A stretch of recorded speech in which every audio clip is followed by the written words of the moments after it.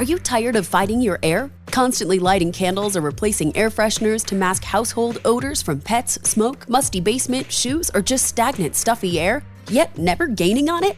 Take charge of your air with an Easy Breathe ventilation system. For over 20 years, Easy Breathe has been providing air exchanges and reducing airborne particles by up to 85%. Right now, receive 20% off your own Easy Breathe ventilation system. Call 866-822-7328 or visit takechargeofyourair.com. CuriosityStream is the streaming service for people who want to know more. And now check out Curiosity's new series, Queens of Ancient Egypt. When pharaohs held the throne, their wives held the power. We see her taking precedence over the pharaoh, an absolute mastermind. All hail the queens. This is unprecedented. Watch Queens of Ancient Egypt now on CuriosityStream. With monthly, annual, and bundled plans, find the one that works for you at curiositystream.com. If you really like this episode, please support our podcast by going to patreon.com/truecrimewives and get lots of great extras. On the Good Wives Guide to True Crime, we discuss crimes that some may find disturbing. Listener discretion is advised. Hey folks, it's time to grab your glass of wine because the Good Wives, Fancy, Colleen, and Christina, are about to serve up another true crime case.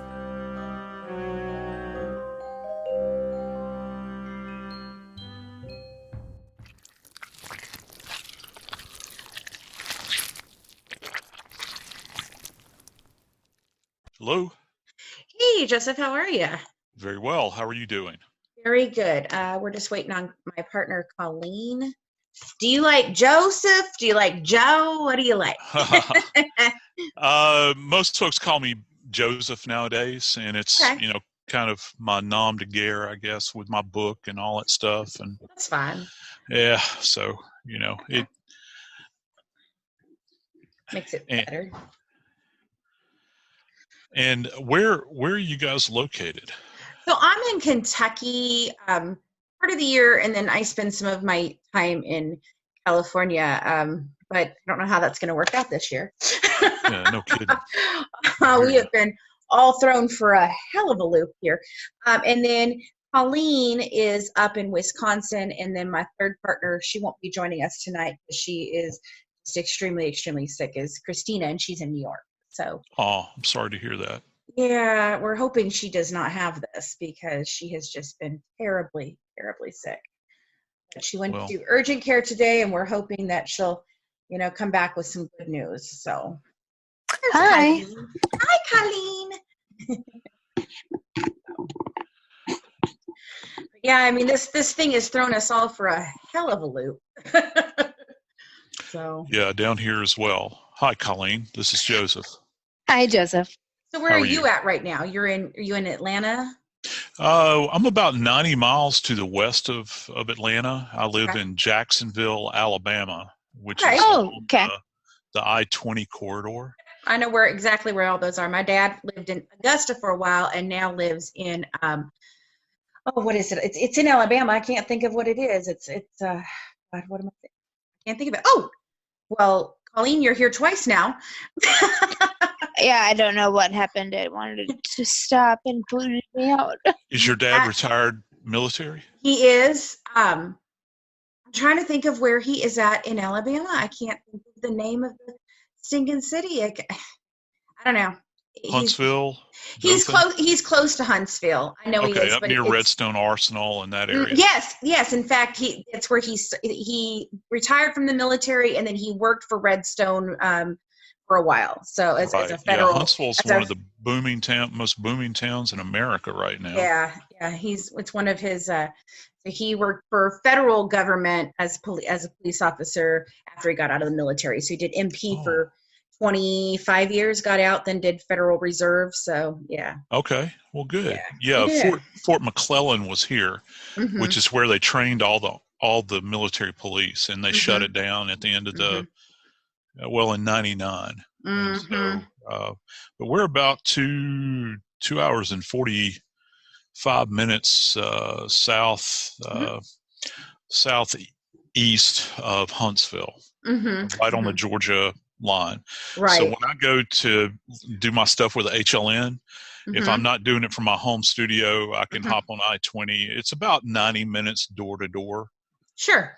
For me to be in Atlanta. So I love HLN. They are one of my favorites right now. I am telling you, you are doing my dream job right now, working with them, because I am impressed by them. It's been really cool. I've enjoyed it. I've been with them now for since 2013. My first case was actually the Jodi Arias case. Oh. And so, I've just kind of been with everybody that was there, and I've just kind of remained, Vinnie Politan, who does Court TV now and had previously done Court TV, and of course Nancy was there, and you name it. I mean, they've all passed through there at one point in time, and but now they're trying to give ID a run for their money. I know, yes. I know, and they just followed us.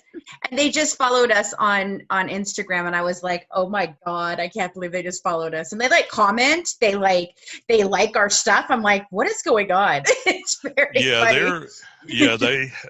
I'm appearing in a series that just premiered last week. If you're familiar with the Lynn case up in Seattle, she was the mother of two girls. She met a guy on a dating site, and he wound up killing her in her home and dismembering her and putting her all over Seattle. I do remember that. Yeah. Yes. And we actually wound up covering, no, we didn't, not him. But anyway, tonight is the premiere of the second episode, and it's about that famous, I'm not in this one. I was in the, actually did a dismembering demonstration That's awesome. In the first one. But it's called Sex and Murder is the name of the series. And I'm sorry, they've got this other one that you guys are probably familiar with, this case where the boyfriend took this lady's husband out duck hunting in Florida. Yes. Yeah. And then left him out in the swamp, and they eventually found his body. And he had a massive shotgun wound to the head. It was like the lawyer, the will, all that good stuff. Yeah, it was. I love that case. Yeah, it's nutso. It's I think that episode premieres at 9 Eastern tonight. Right. But these people all run together after a while. I never can remember their names. Names. Sorry. Oh my goodness, I get the same way, and I get confused. And like we had two cases we were following at the same time: the Gannon Stauch case and the Lori Vallow case with kids missing. And they both had similar properties and stuff. And so I made the absolute mistake of saying that Gannon Stauch, instead of saying that he was ADHD, that he was autistic. And I mean, this Facebook community tore us up. And I was like, I am so sorry. Like, I even went back and tried to make a statement and a retraction. I'm like, we're the first people to say, we were wrong. I'm so sorry.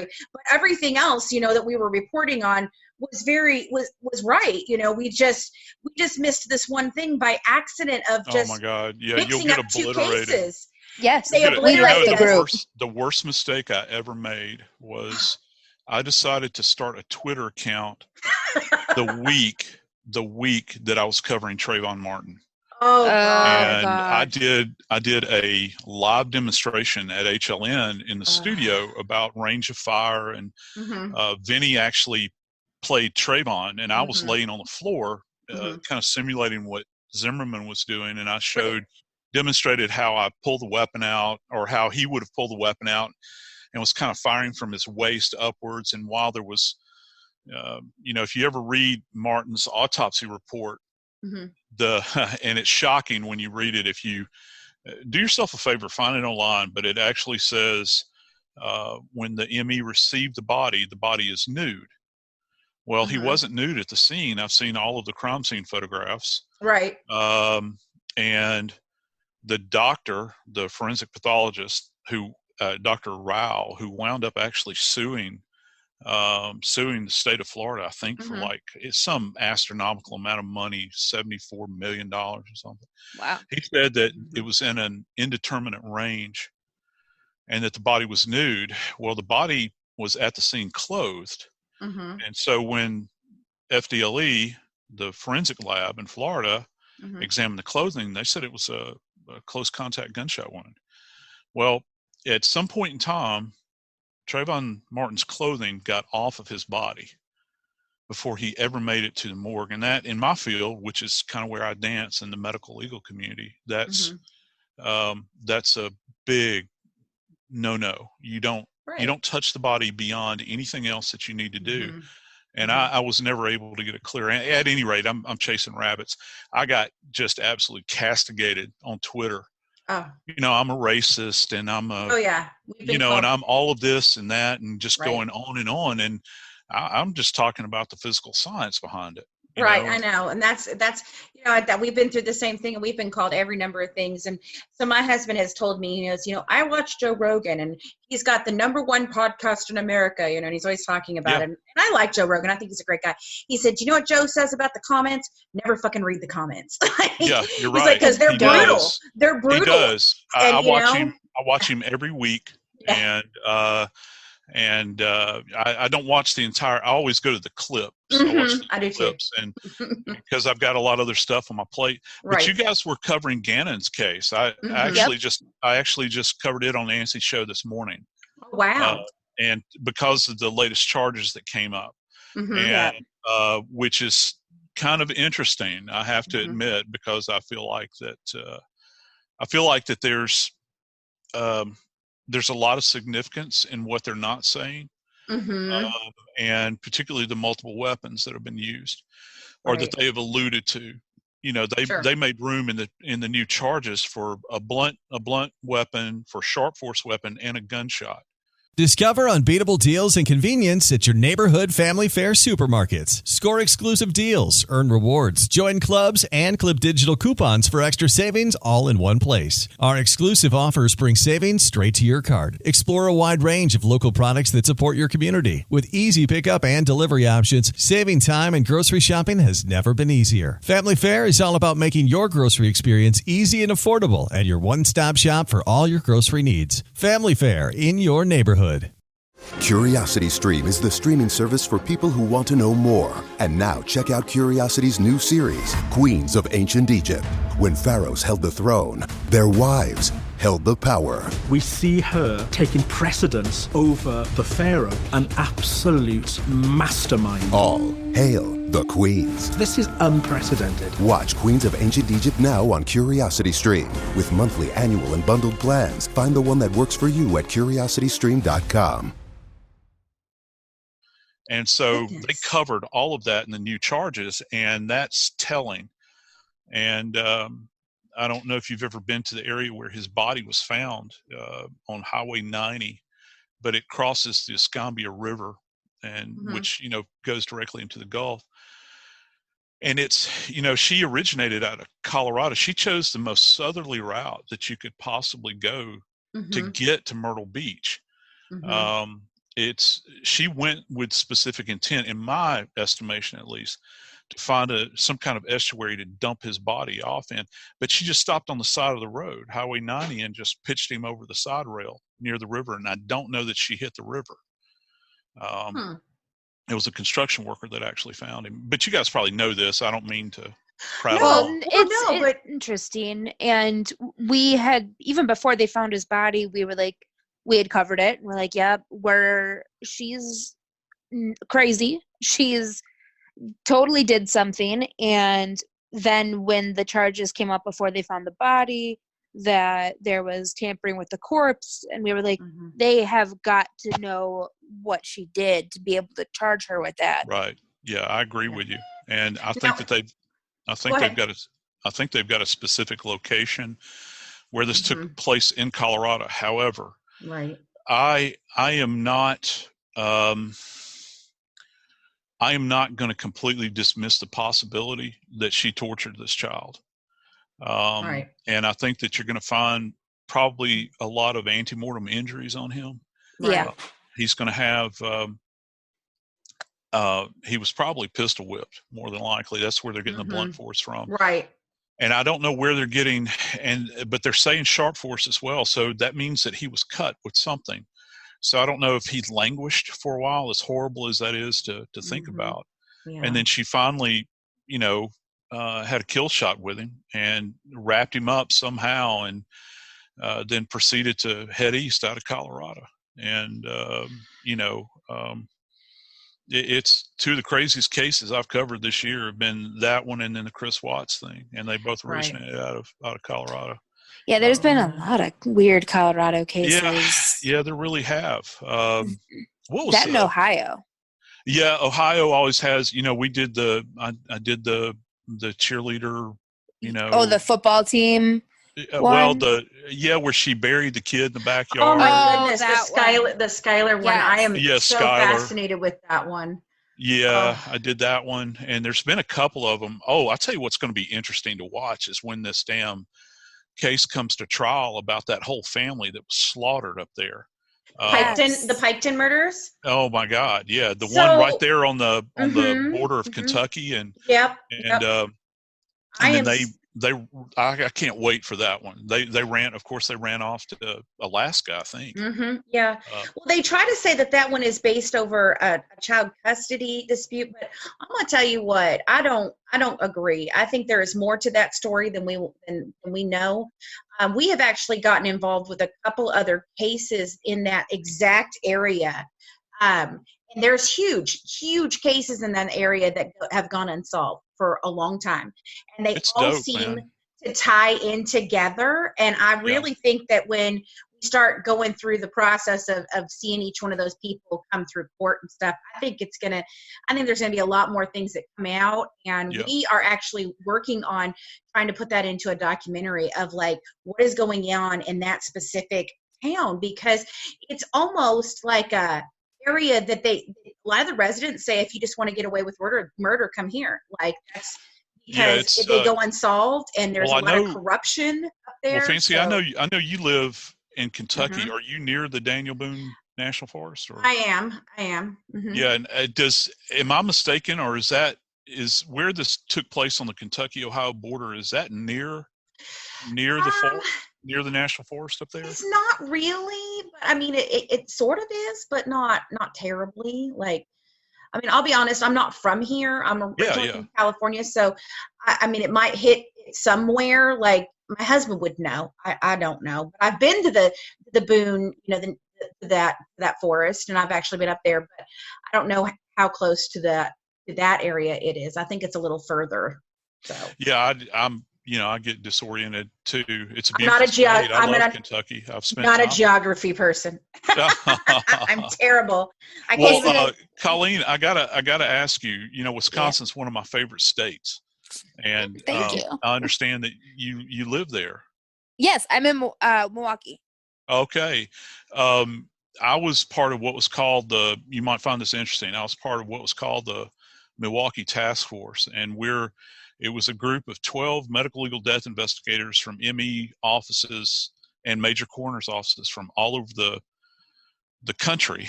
And we were put together by Jeff Jensen, who was the chief ME for Milwaukee that did the Dahmer cases. Yes. And he saw a need to formalize all of the training for medical legal death investigators at coroner's offices. And so that's actually the birthplace of the American Board of Medical Legal Death Investigators.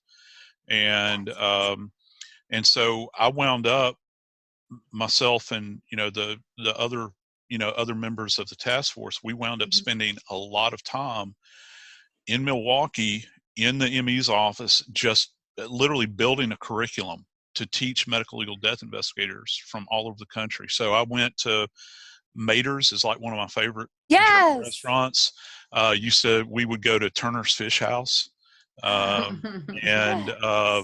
my wife and my son was in the Civil Air Patrol, and he got a spot for Blue Beret, which is part of the Oshkosh Air Show. Yeah. And so we went and took him there, and then we just hung out in Milwaukee, for like the weekend before he was to be done. And we just had the best time. And she had never been before. And she's like, oh my God, these people are so nice. She's like, we've got to come back.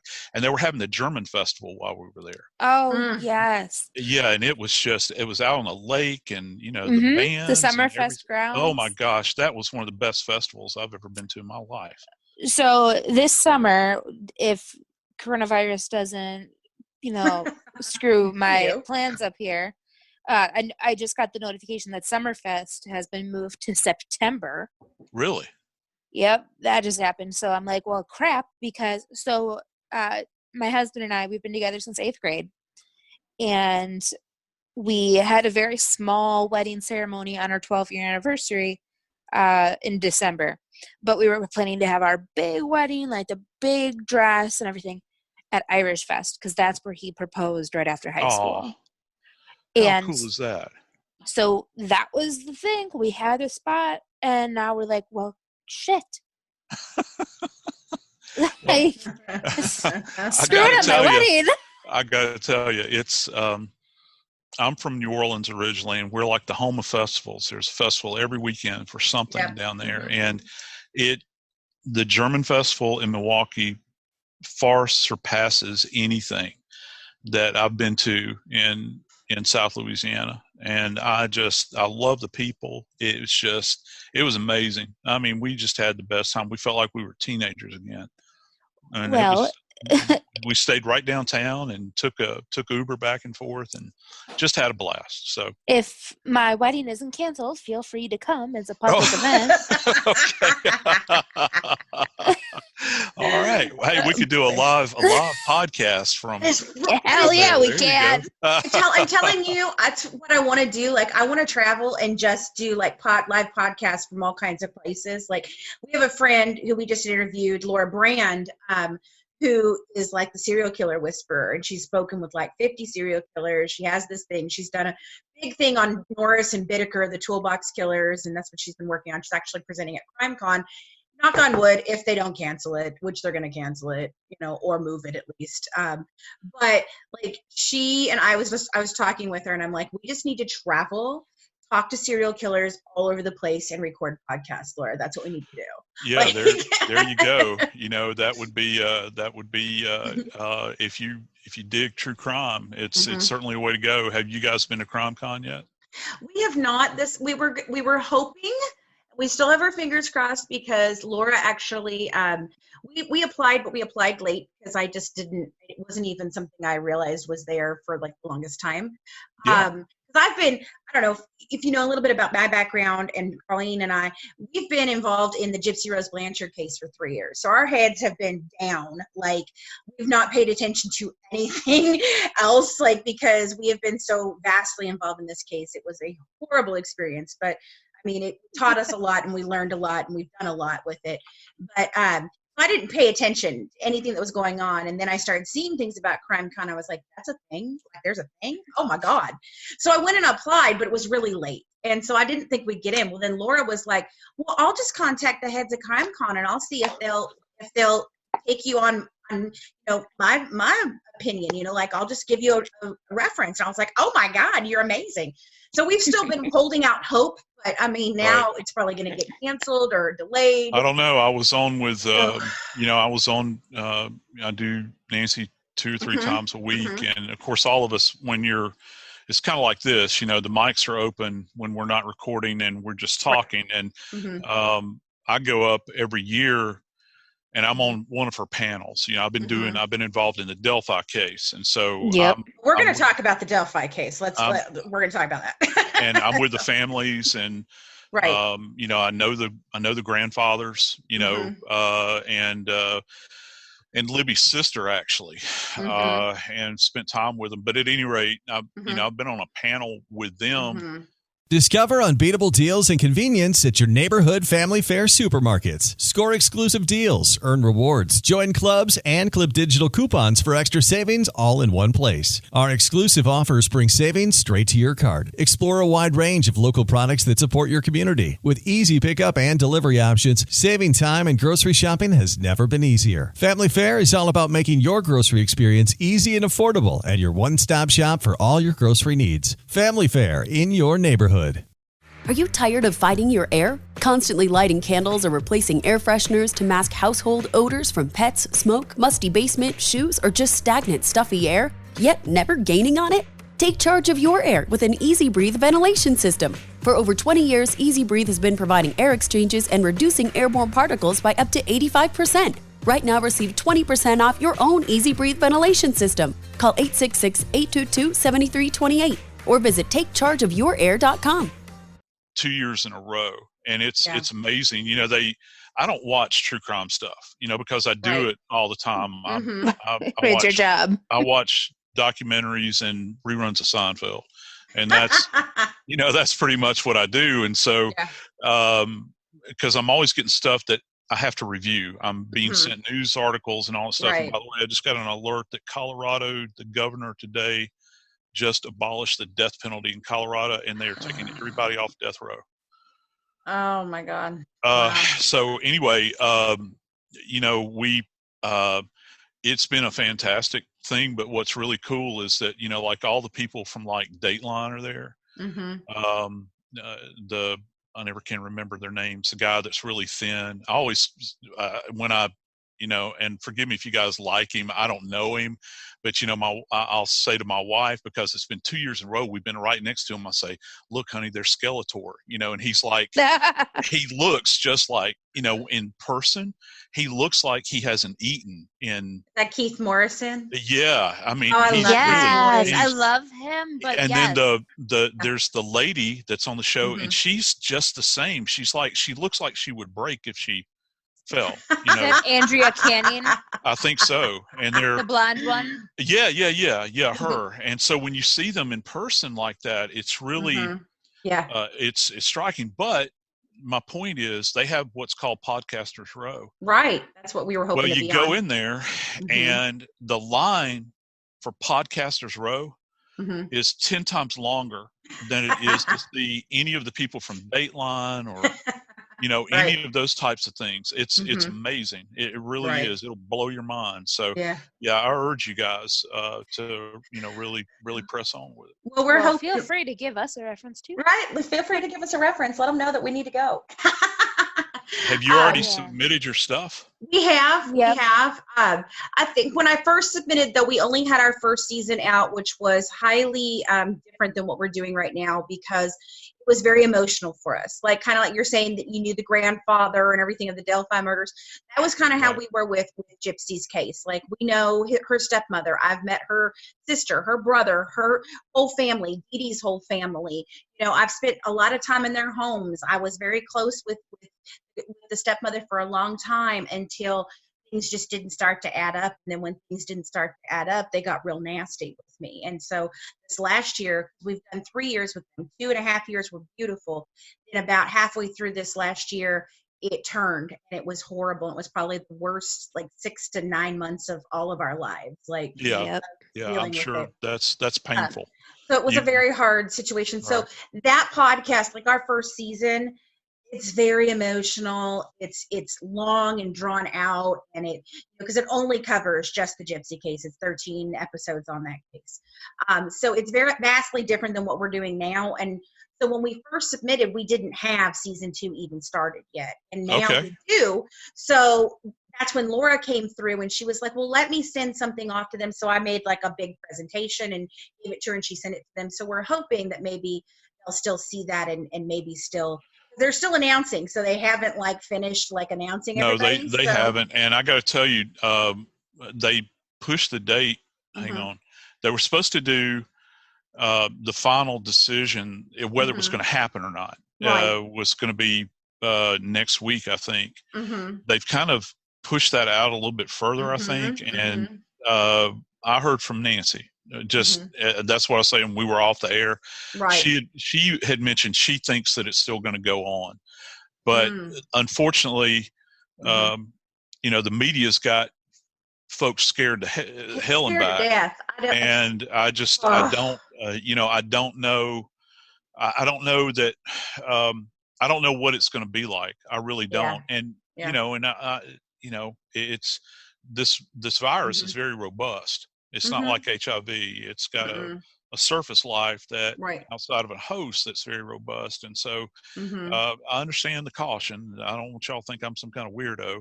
No. But it's just like flu season. We have the flu season. We've never had a flu cure.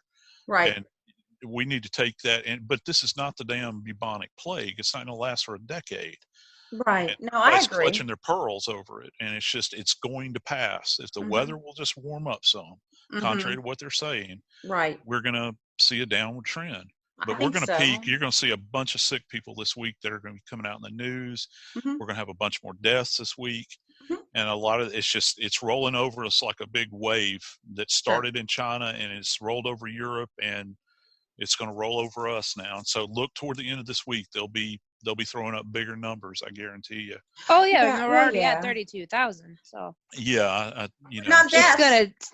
400 plus deaths. Yeah, but that's comparatively, and this was what I was trying to tell people the other day, was comparatively, if you look at our numbers of cases to deaths, and you look at what is, Italy's cases to deaths, it's vastly different. Because I believe in the different way that we live. I believe we live differently than they live right on top of each other. You're absolutely right. And it's not a clean environment. I love Italy. I love China. I think they're beautiful. But in many places, it's not clean. And we have that here too. Don't get me wrong. I'm not saying that we're the cleanest or whatever. We live vastly, vastly different. And I think that makes a difference. And I do believe, like you said, I think it's going to roll through. And the thing that I tried to tell, because my best friend, and I consider her like my sister, and she's one of our writers, for our TV shows that we work on. She is deathly ill right now. And she's called me last night at 4:00 in the morning, and she was crying, and she was like, I know I have it. And I'm like, okay, I know. Okay. So what's the difference here? There's no treatment. Okay. There's no difference in treatment and how you would be treated if you tested or you didn't test. So you've had it since Wednesday. Let's just, you're going to have an upward swing, Heather. I said, I felt like I had this back in December, and it was the worst I've ever felt in 25 years. And the last time I felt that bad, I had mono, pneumonia, and 2 double ear infections. And I literally called my friends and asked them if they would speak at my funeral. And I felt that bad again. And I've never felt that bad in 25 years. So, I think it'll pass. I do. I really do. But I also believe that the American people are not helping. And I think that media is not helping. No, they're not. They're not. I'm around these people all the time. I've been around them. I've got a lot of friends that are in the media. Right. But they would, they'd walk over the bodies of their dead parents for a story. Don't ever think they won't. I know. And so that's why, it's like I try to couch everything that I say very carefully, because they'll, I've been taken out of context, right? Not a lot, but sometimes. And I knew going in that I had to be careful. And, but I've seen a lot of friends, really drug over the coals, over my tenure, with, doing these things. And they get more people in front, they get more clicks, they get more people in front of the TV. And hey, it's the best of times for them right now. They've got a captive audience. Everybody's ass is in front of a screen of some kind right now. And so it's the best of times for them. There are producers out there and department heads that I guarantee you are celebrating, on and on. I mean, it's a bountiful harvest for them. And, they'll give you the sad eyes on TV, and they'll act like they're so concerned about you and how much they really, they really deeply care and all this. It's not reality. It's a false reality. And, so I don't know. I'm hoping it gets better. I'm an immunocompromised person. So I've been self-quarantining with my husband in our house for the last week, and he's working from home. I'm a nursing instructor, but I'm working from home. And so we're just not leaving, just because if I get sick, Like, I don't get colds, I get pneumonia. So if this thing causes pneumonia, I will be one of those people. Right. And so I'm just laying low, not interacting with people. That's the wisest thing you can do. Right. Right. And you know that if you're in healthcare. I mean, that's... Right. Yeah. I'm a nurse, and I got so mad at those damn people at spring break. So mad. Yep. Like, as much as, I'm hoping this blows over, just don't purposely go out and be around thousands of people who are then going to go to their own states afterwards. They're fools. Like, These kids are fools. They're absolute fools. They now, really are. And now go figure, some of them are testing positive for COVID. So, down in really? down in I think it was the University of Tampa. They've got a cluster that's specifically located there. And just think about all the peripherals they were involved in. How many of these guys, how many of these gals slept with multiple people while they were on the beach? How many of them shared beers? Right. How many of them shared a joint while they were down there? Shared a joint, right. And they're inhalating this of all things. And then how many people are sharing e-cigarettes or here, use mine. I need a hit or something like that. Well, that's the pathway for this thing. Absolutely. And so it's terrifying. Look, I'm sorry I've been prattling on. I enjoy talking to you guys. I'll talk to you all evening. I know we appreciate that. I know you guys have form and function here, so I'll be we don't. No, we don't. Not in our interviews. We do in most of our, like when we do a podcast on a specific case, we do. But generally, our interviews, we try to keep it more conversational. I have a set list of things I want to get through and ask, but we also just like to have conversations because I understand.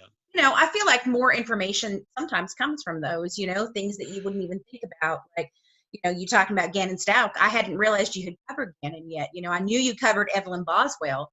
That case is super cray. Casey Anthony. Like Casey Anthony I didn't do a lot with Casey Anthony, but we just think similarity. Well, I think with Casey Anthony, for me as a forensics guy, and this is the perspective I'm coming from it, the DA, in this case made horrible decisions. Yes. And when you start getting into these ideas of untested science, and where I'm going, the idea of there actually being a measurable instrument that you can use for the smell of human decay, you lose me at that point. And it hasn't been, I'm not saying that will not exist at some point in time, but it hasn't been scientifically validated. And he just took this case and he threw as many of these forensic whack jobs that he could. They're not all whack jobs, but let me rephrase that. He, and he just threw it up, threw it up and just let them. Well, charging her with the first degree murder, there was no way he was going to get it. He wasn't going to get it, and I think he knew it. I think he knew and realized early on that he made a mistake, and I think that's why he threw so much of the forensic stuff in there, because I think he thought maybe he could sway it that way. Because if you look at it, and like you're going to say, I can talk about it in terms of like, legality and everything. People are always like, well, she's just walking around. I'm like, okay. And the jurors, and I'm like, it's not the jurors' fault. If you ask any of those jurors, they would have convicted her of second-degree murder on any day and twice on Sunday. Yep. First degree, they did not have it. There are specific things, and the normal people don't know all those things. They don't know exactly what the parameters are for being convicting on a first-degree murder charge. He did not give an option for second-degree murder, and that's why she won. That's why he screwed up. He made a huge error. He made a huge error, but a lot of people, they don't understand. So I'm hoping in Evelyn Boswell's case, we don't make those same problems, those same things, because it's another case that's very iffy and a lot of evidence, You're absolutely right. And there is, and it's like everything else everything else that's involved in forensics. You're hoping that, like I felt like that that we learned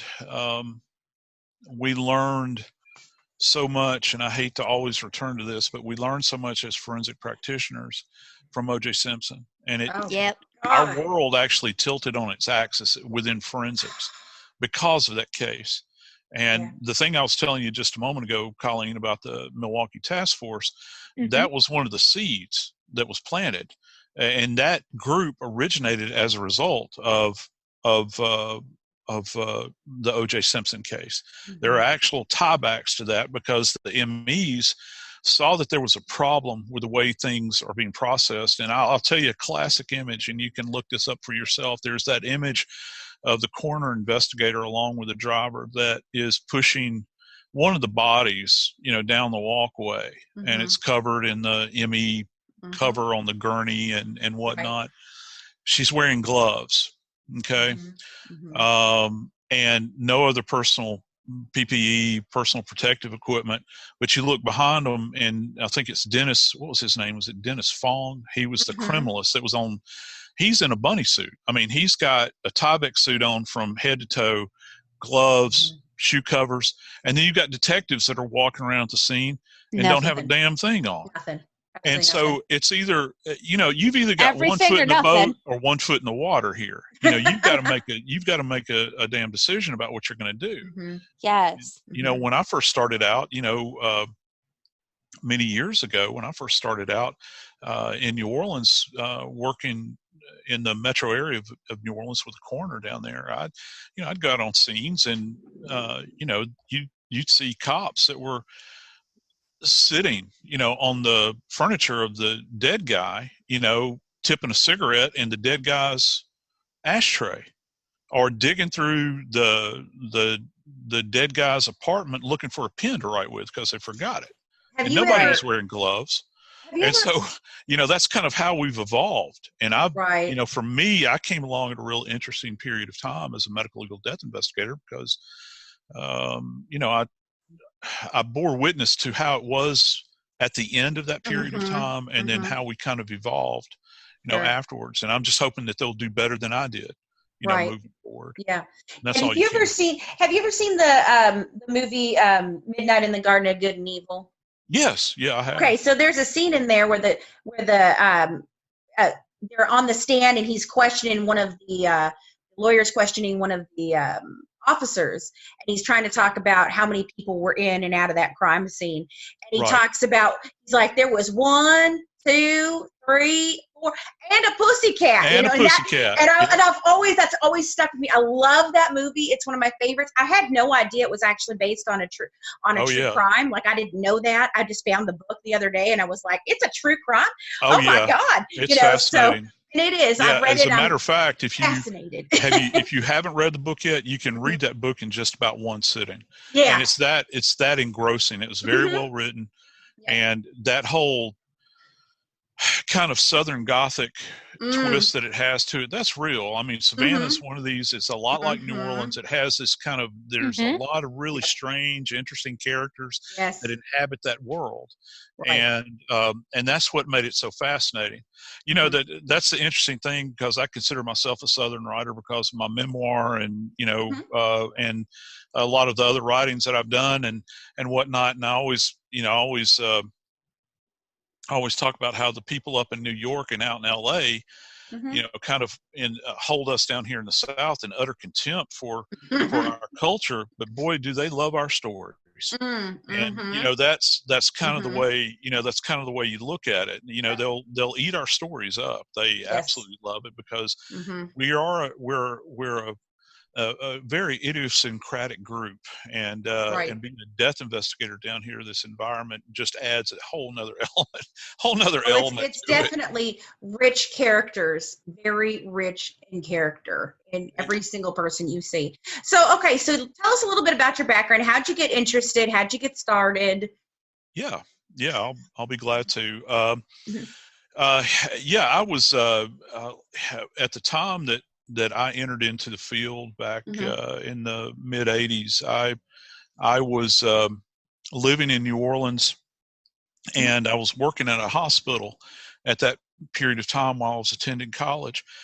And It just so happened that the morgue in our parish, it was Jefferson Parish, which is kind of the metro area of New Orleans. It's an interesting place in and of itself. It encompasses both the east bank and the west bank of the Mississippi River. It extends all the way down to the Gulf of Mexico up to Lake Pontchartrain. So it's very, very interesting place, to say the very least.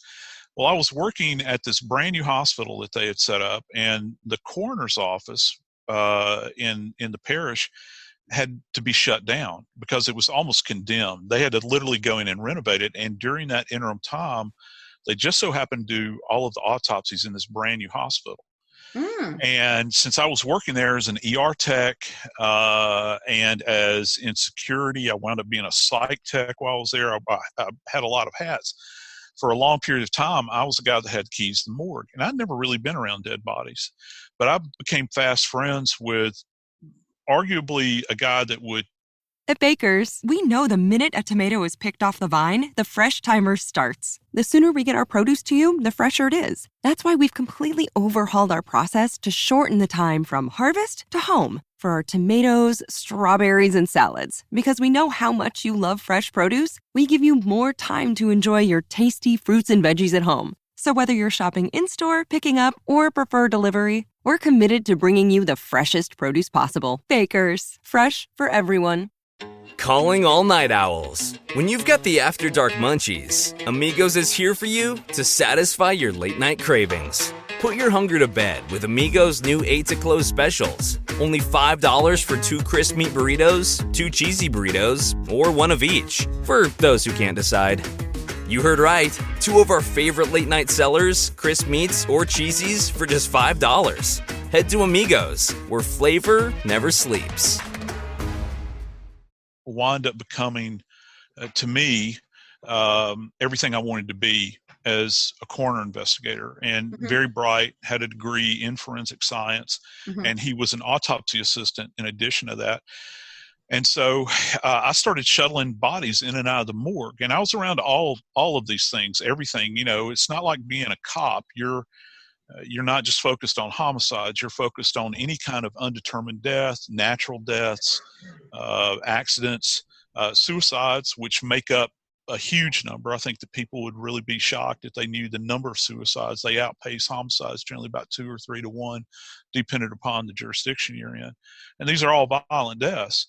And you learn something from all of them. But for me, I just became fascinated. I started showing up at the morgue when I wasn't working. And I offered, because these guys were all, dressed in their protective garments in the morgue. I would sit over there and I would volunteer to scribe for the forensic pathologist, and I would write his notes down as he would weigh organs and measure insults all over the body and that sort of thing. And then I started volunteering to clean the morgue for them. They had a long day. My friend, the guy that became one of my best friends, he had to leave from the morgue after assisting with autopsies and go out and continue to work as an investigator. And when I was eventually hired, there were only 3 investigators for the whole office. And so it was day in and day out. And I would just show up, and finally one day they said, "Do you want to close?" And I said, "Sure." So they hand me this big S-shaped needle, and they said close, and of course I was dressed out by that time, and I took to it like a duck to water. The next thing I knew, I was opening. They showed me how to open a body, and then they taught me how to eviscerate. And all of the classrooms that I've ever been in, I have to tell you guys that out of every classroom I've ever been in academia, and I'm a college professor now, the best classroom I've ever been in is the morgue. By far. Yep. I've learned more there than I've learned anywhere else. Sitting around with old guys telling war stories and all that sort of thing, you don't learn anything. Right, it's experience. It is. It's very tactile. In nursing, it's the same thing. You can't just do it on a simulation. It's not the same. You can't just talk about it in a classroom. You have to actively apply your learning to a situation that you're actually going to be doing. So like as a coroner actually doing autopsies. Like in nursing, you're actually assessing, you're actually giving those meds. Yeah, and I think, Colleen, because that's interesting you said that, and that's a salient point, because one of the pathologists that I worked with was trained at LSU Medical, which is located in downtown New Orleans, and he spent a lot of time at the Orleans Parish morgue and Orleans Parish Coroner's Office. He said at Charity Hospital, which was, you guys might remember it from Katrina. It's completely shut down now. It's one of the biggest public hospitals in the nation. Yeah. That's where all of the residents for Tulane Medical School and LSU Medical School. And he said there's a saying there in the medical staff, and this applies throughout medicine there, because they were really down in the dirt. You had to get it, or it was swim or sink, sink or swim. And their saying was, see one, do one, teach one. And I learned that very quickly, because when you've got bodies stacked to the ceiling and you've got to get these bodies knocked out because there's more bodies that are going to show up, you have to learn. You have to learn very quickly. And so for me, that was fantastic. It was a good segue for me to eventually go into the field as an actual medical legal death investigator. I still continued to do autopsies. I worked at night, and then I would spend my days assisting in the morgue. And so for me, I got I was being paid to be educated, and boy, it was some kind of education. So is this how, you're one of the leading experts in the coroner system here in America? So is that, what exactly does that mean? Well, for me, I've studied coroners now for a number of years. I've taught coroners as a result of my involvement with the national standards. And I kind of understand the rattle and hum of coroner systems. You still got, throughout the nation, you still got about 24 states that still have coroners. And these are elected coroners. These are individuals that come from all walks of life. They just want to serve their community. But for many states, there's no official degree or certification that you necessarily have to have. So many times these people are just merely sworn in, and have been in the past. That's changed a little bit now, but traditionally people are just kind of sworn in and say, here's the state law, here's the keys to a van to haul the bodies. Good luck, figure out everything else yourself. And so it's a very interesting world that you kind of take this deep dive into when you compare it with say state-run medical examiner systems. If you take like the template in New Mexico, or the template that you have, say for instance, in Oklahoma, those are state medical examiner offices. You don't have coroners there, period. But then you go to this really weird place like California, who's supposed to be so progressive and cutting edge. Well, the coroner, the sheriff, still serves as the coroner there. So you don't get an independent death investigation there. You go to some place like Nebraska, for instance, and Nebraska, if I'm not mistaken, and I'm sure some listeners will call me on this, but if I'm not mistaken, I think the prosecuting DA is the coroner. Okay. Oh my. In Texas, they do have medical examiners, but the primary medical legal authority in the state of Texas is actually the justice of the peace. And to give you a really odd set of circumstances, and I wrote a piece about this in Law News about Justice Scalia's death. He was at that hunting camp out in West Texas. And forgive me, I cannot remember this lady's last name, but I'll never forget her first name. Her first name was Cinderella. And she was the coroner, or she was the justice of the peace for this district on the weekend that Justice Scalia died. And there were reports about how she was so excited about the fact that, this high profile person, excited is a relative term. That can mean a lot of things. She's nervous. It doesn't, I don't think she was elated or anything, but this had occurred. Well, she never attended the scene of this death. And she went on to say that she had pronounced Justice Scalia dead over the phone. What? Yeah. And Are so you kidding when you me? begin, no, I'm not kidding you. Wow. And so, if our working premise in medical legal death investigation, and it is, and that's what I teach my students at Jacksonville State University, is that every death, it doesn't matter if it's an 88-year-old mama that passes away in the middle of the night, every death is a homicide until I can prove otherwise. Yes. Because Right. you have to be able to check that off. You have to be curious, and you have to be pessimistic. You have to say everybody is lying to you. And now Justice Scalia had a heart history. Okay. And in my rational mind, I can look at this and know that he's got a heart history, and know that he probably passed away of a natural cause. But how are you going to prove that? How are you going to prove it? There was never a medical legal authority that went to the scene. I don't think they even drew tox on his body. So Wow. you don't know what he had in his system. But the problem is this: from now until eternity, somebody with a tinfoil hat on their head sitting in mama's basement is going to say that it was a conspiracy. Yes. And isn't it interesting? We still fight this fight from all the way back in November of 1962 or 63, right? With President Kennedy.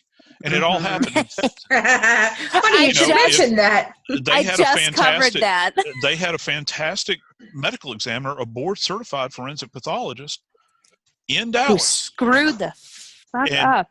Well, if they had allowed his body, President Kennedy's body, to stay in Dallas, they could have had a board-certified forensic pathologist. But no, they had to put him back on Air Force One and fly him back to Maryland. Unbelievable.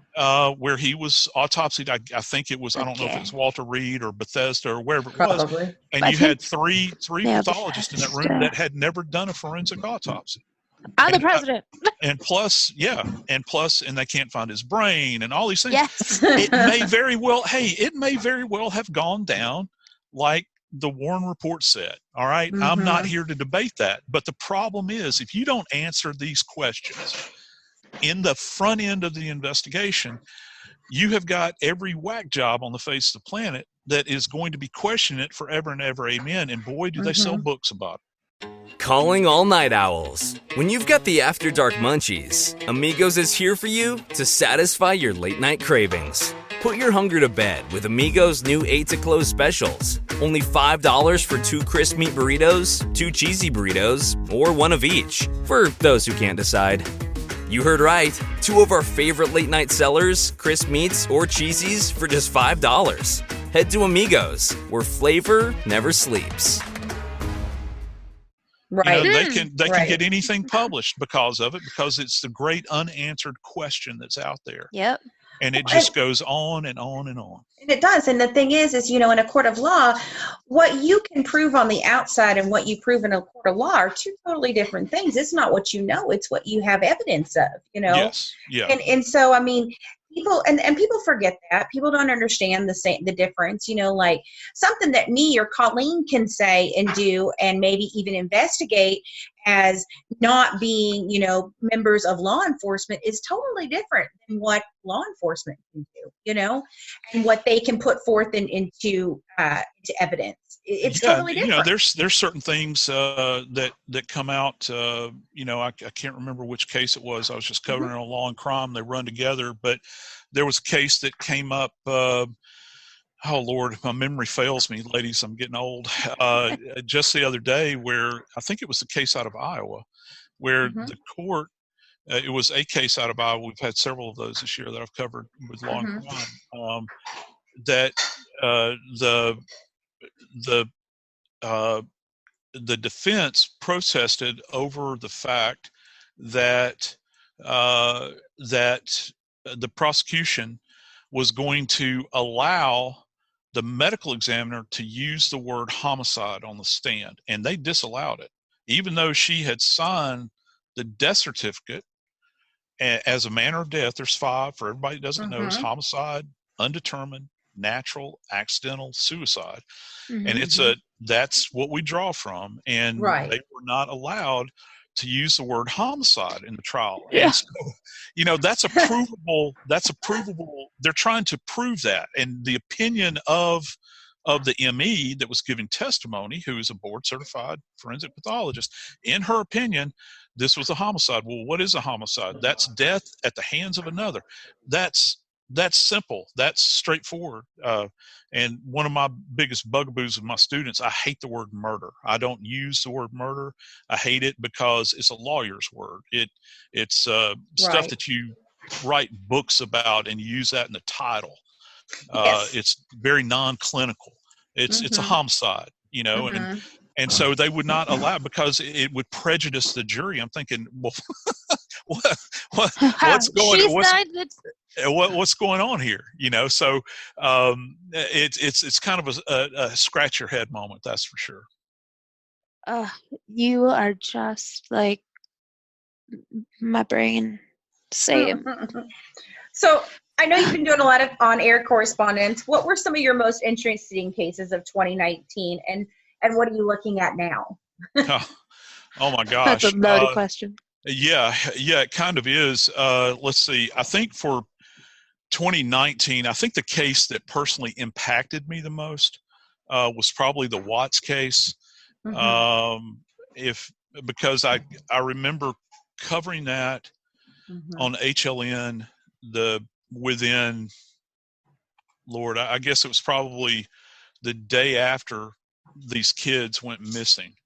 And they were conducting the search, and they had brought me in to talk about the forensic evidence that might potentially exist, you know, relative to this case. And I was there through,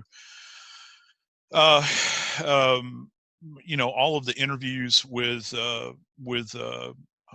Watts on the front porch. This might have been in 18, I can't remember, but it seems it bled over into 19, because on Law and Crime I actually covered his sentencing, which I have a big problem with, by the way, and I can get into that. But the Chris Watts thing, because I'm a daddy, you know, and and I'm a husband, and I've had a wife that's carried a precious life inside of her, and this animal absolutely shredded this family to pieces. And while he was out, you know, pursuing his own narcissistic, lustful behavior that he was apparently incapable of controlling, you know, and it led to this huge deceit. It led to this horrible set of circumstances with the disposal of the bodies, which was interesting in and of itself, because he, you know, when he buried Shanann, and put the girls in the oil. Yeah, he did, and it was raw petroleum. And what was really kind of horrible, it's horrible enough, but what was really bad about this is that these vats were, if you've never seen one of these things, they're massive, and they have what's on top of them that's referred to as a thief hatch, and it's this little bitty, essentially 8-inch diameter opening, and you just kind of undo the latch, and it's primarily used, if my recollection is correct, to measure. It's like you stick a depth stick in there to get an idea, real-time idea as to how much fuel is left in there. And it's raw petroleum, this stuff that's not been processed. So, and raw petroleum is nasty stuff. As a matter of fact, we make solvents out of it. One of the primary components is something called toluene, which is actually used, it can be used in like brasso, like polishing metal. It can be used to strip paint with.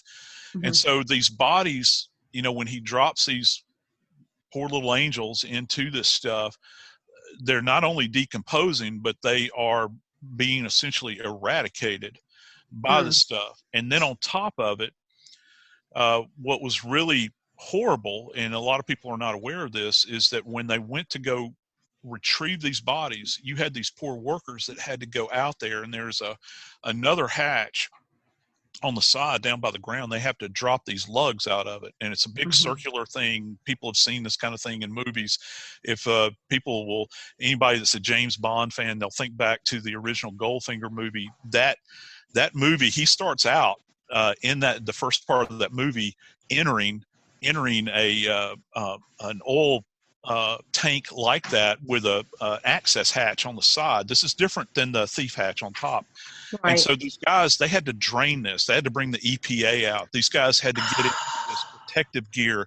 They're exposed to all of these noxious chemicals and all this stuff. So, vis-a-vis everything that his selfishness led to, he strafed people's lives. He put people in danger. And the thought of him, and if you'll watch that video clip, it's a classic clip of him on the front porch, and he's got his arms wrapped. They're tight. He's tightly holding himself. And they refer to this as self-soothing. And he's rubbing. Just go back on YouTube. You can watch it for yourself. Right. He's sitting there and he's rubbing himself while he's giving this interview. And it makes you want to. Well, I'm not going to say what it makes you want to do. I know what I felt like I wanted to do as a man, when I was watching him and all of this came out. The oldest child, he had to, my estimation, he had to force her body with the sole of his foot to get through that hatch and to drop her down in there. And going, forgive me if I'm prattling on, but no, please continue. One of the things that really affected me with this case is that I have quite a bit of familiarity with the BTK case because I know some of the investigators and actually the gentleman that put the cuffs on BTK. Wow. And I followed that case very carefully or closely when I was still an investigator because I was fascinated by it. And if you reflect back to the BTK case, he agreed to plead guilty, but they put the condition on him that he had to allocute in court. And it's one of the most chilling things you'll ever see. It's on YouTube. You can watch this. And Dennis Rader stands up before the court and he gives in graphic detail, going all the way back to the Ontario family back in 74 or 73 when he made his first kill. And he talks in graphic detail about everything that he did. He was made to do, he was compelled by the court. I mean, it reminds me of Jeffrey Dahmer. Yeah. And the thing about it is that Chris Watts, who had done this horrible thing, he sits there whimpering and, crying, holding his head down while everybody's making these victim impact statements. And he's not compelled to say anything in regards to what he did. He was not forced to allocute. And I think that could have started down the road to healing, in my estimation, as painful as it is to hear that. And hey, look, I don't even think you don't even need the cameras on in court. He should have just done it for the family. He should have just done it for the court. Yeah, absolutely. And if you're going to say that you did it, and I think, and of course I'm a cynic, I felt like that his lawyers probably told him to withhold that. They fought that so that he could leverage that to get something in the future. Because listen, that's all he has. Right. That's all he has, because now he's going to spend the rest of his life. And they had to, interestingly enough, I think he's doing his time in Wisconsin. They couldn't house him in Colorado. Yeah. Okay, and you asked me about the other one. The other one for me, hands down, is Epstein. Yes. I have covered it. I've covered it blow by blow. I've done it on HLN in studio interviews. I've talked about it on Nancy Grace's XM show repeatedly. It's such a how can I say, it's such a rich, it's expletive, it's insane. It goes back decades. And for me, the biggest takeaway for me, and the question I have been asking, and if I could have ever gotten this hashtag trending on Twitter, would have been calling all night owls. When you've got the After Dark munchies, Amigos is here for you to satisfy your late night cravings. Put your hunger to bed with Amigos' new 8 to close specials. Only $5 for 2 crisp meat burritos, 2 cheesy burritos, or 1 of each, for those who can't decide. You heard right. 2 of our favorite late night sellers, crisp meats or cheesies, for just $5. Head to Amigos, where flavor never sleeps. The Sonic 2 for $7 deal lets you choose from the Sonic Cheeseburger, Chicken Sandwich, or Footlong Chili Cheese Coney. Any two for $7. So you can mix and match a deliciously melty Sonic Cheeseburger and a crispy chicken sandwich with the perfect amount of pickles. Or you can pair that brioche-topped chicken sandwich with the Footlong Chili Cheese Coney you've been craving. Either way, you'll get 2 mouthwatering Sonic items for one great price. It might be the greatest pairing since cherry and limeade. Sonic 2 for $7 deal. Tax not included. See menu for details. Limited time only at participating Sonic drive-ins. Jeffrey, where are the children? Because yes, my thought was this: he had, he's dead, and I can talk in great detail about his death and why I think that it's inconsistent on many levels with yes, what you refer it's to not as common suicide. Nope. But what has always left me scratching my head about this case, y'all, is that the fact that he had allegedly flown these children, and they are children, many of them. They're many of them 14 and under. They're 12. He flew them into Orgy Island, had them or whatever adjacent island, then brought them over on a boat. And many of these girls, according to Virginia, who gave the statement in the interview, I can't remember which magazine that kind of set this whole thing off. She said that she was present at an orgy where she and Jeffrey Epstein and Prince Andrew were present for, and there were girls that she knew that were in there that were, that just had reached puberty, and they were speaking in a foreign language in what she described as Eastern European accents. So are you telling me that after you're done with them, you put them all back on a plane and you fly them back, to Eastern Europe and you deposit them there again? Is that what you're telling me to do? Or did you cut them loose on the streets in the United States? Did you leave them in the Caribbean? Or did you do something else with the bodies? Right.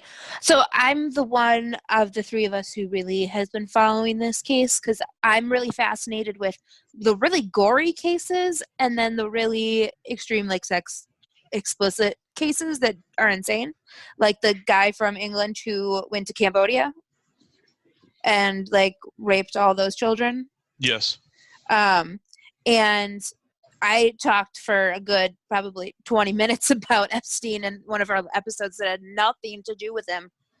And the fact that Prince Andrew is involved, the fact that presidents are involved, multiple presidents of the United States, the fact that just everybody in the world who's famous was at least in his different places, in his houses. And there's the picture of Prince Andrew with the girl. Yeah, and that's, that it's chilling. I mean, it's absolutely chilling, the stuff that... there's evidence. His house had pictures of these teenage girls naked, just up on the wall. Right, and, and then the one thing that nobody really ever mentions is the ranch out in New Mexico. Yep. And it's vast. If you've never been to New Mexico, there is a whole lot of it. And it is a beautiful state, but it is wild. And he has a ranch there, and there's, I might be talking out of school, but I think there's at least, 1,500 acres that he's got, maybe more, I'm not really sure. But, from what I understand, there's records of them going there and that there were sex parties there allegedly as well.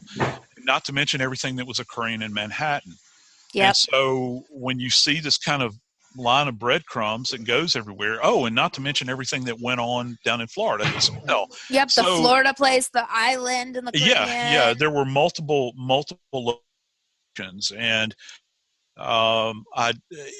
some people I've gotten into various discussions about this with folks over the past year, I guess, and some people are like, "Well, we'll never know what actually happened," but I like to argue the opposite of that and say that, well, if Epstein is, hypothetically is plugged into all of these seats of power all over the place, he's no longer plugged in now. And you've got all of these people that were being, quote unquote, protected by him that are in this sphere. Yep. Well, now you've got to play defense on multiple fronts. And so at some point in time, maybe because a lot of people don't have the same currency that he had as far as power. Maybe at some point in time, somebody will sing about this, and we'll find out. We'll find out if there are actually recordings, that they keep talking about that are in Manhattan. I think there are. Yep. Because I got to tell you, there's no recordings from the damn prison. That's for sure. And that's so crazy.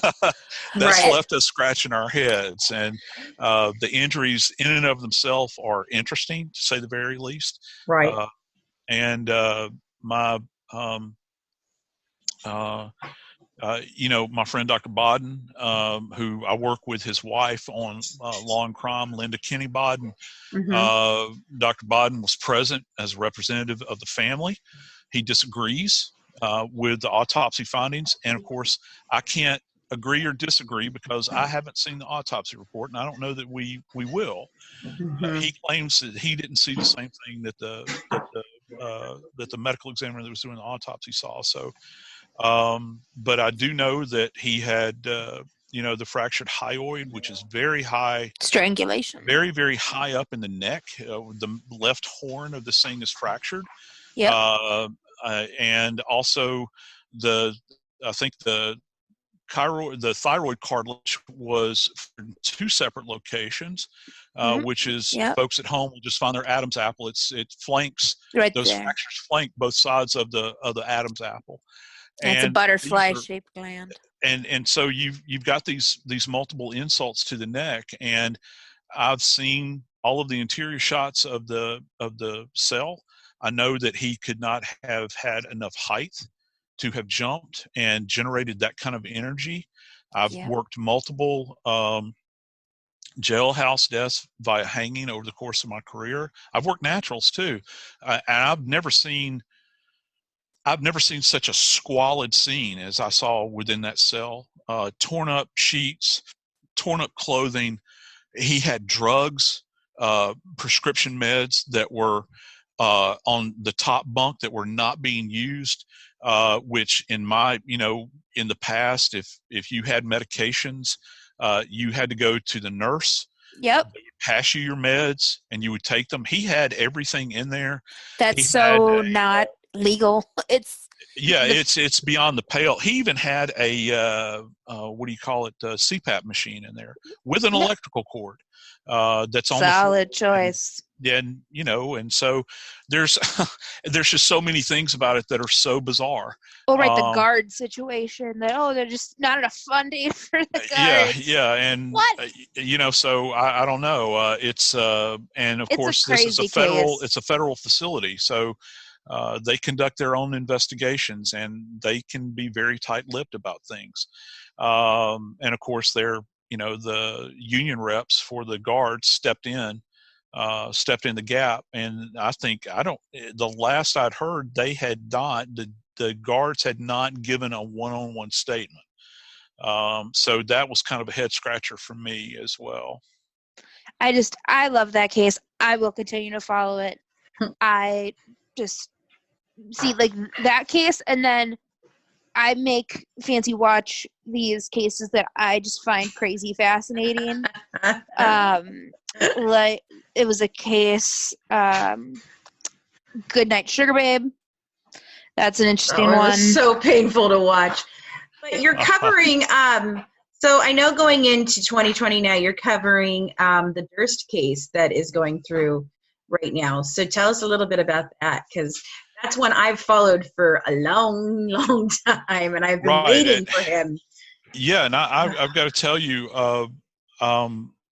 I think I told you guys pre-show that I've never been one to watch true crime. I hope your audience is not disappointed to hear that, but I'm engaged with it all of the time, and so if I'm not researching a case, I'm talking about a case.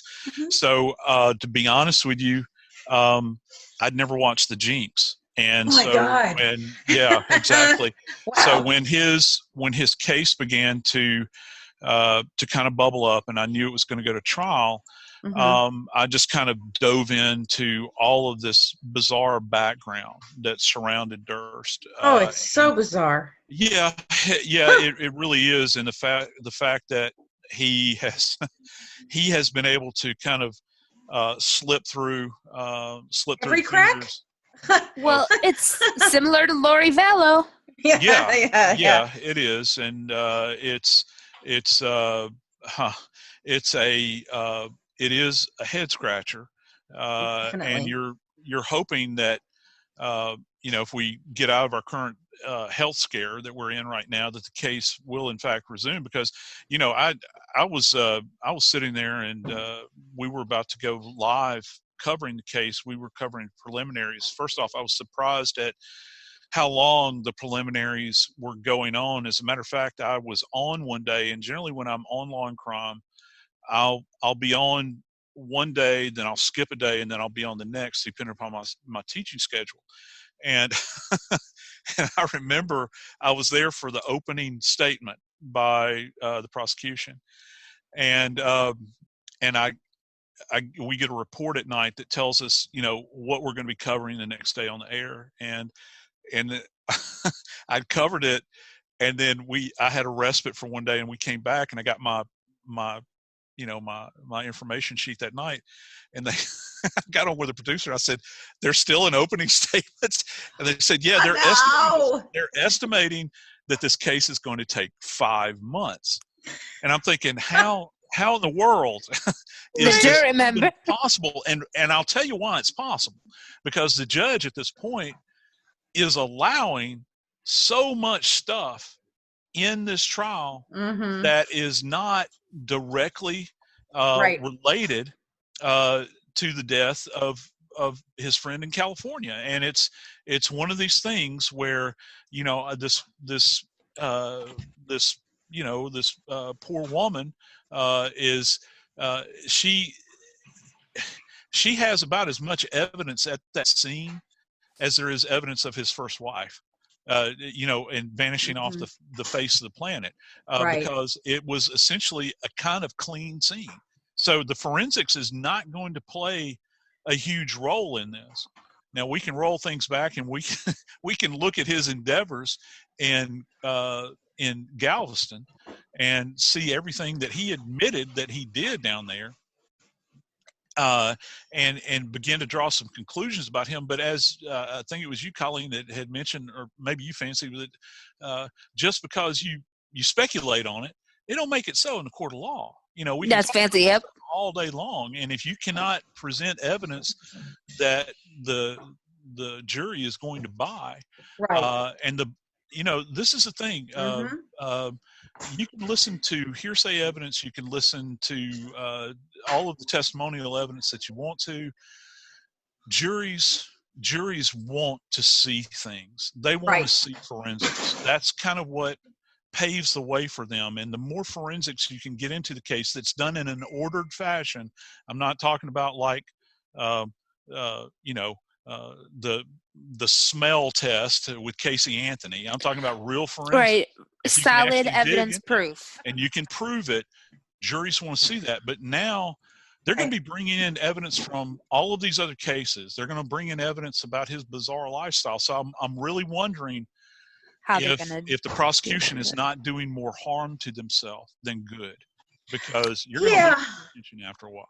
Well, and I think that's I agree. I think there's a fine line you have to walk. And I saw this in the Gabriel Fernandez case, and I felt that prosecutor walked that line so well, and how much evidence he gave them, that it wasn't overwhelming and they check out, but yet it drove home every point he wanted to make when he was convicting, the boyfriend, and I felt like it was, when I watched that, because I watched the documentary, and I have friends who are attorneys in LA, and then my friend is a prosecuting attorney out of Riverside County, and so they know the case, they know, and so one of the things is that I've talked with them and asked them about different things, and we're requesting some files on that.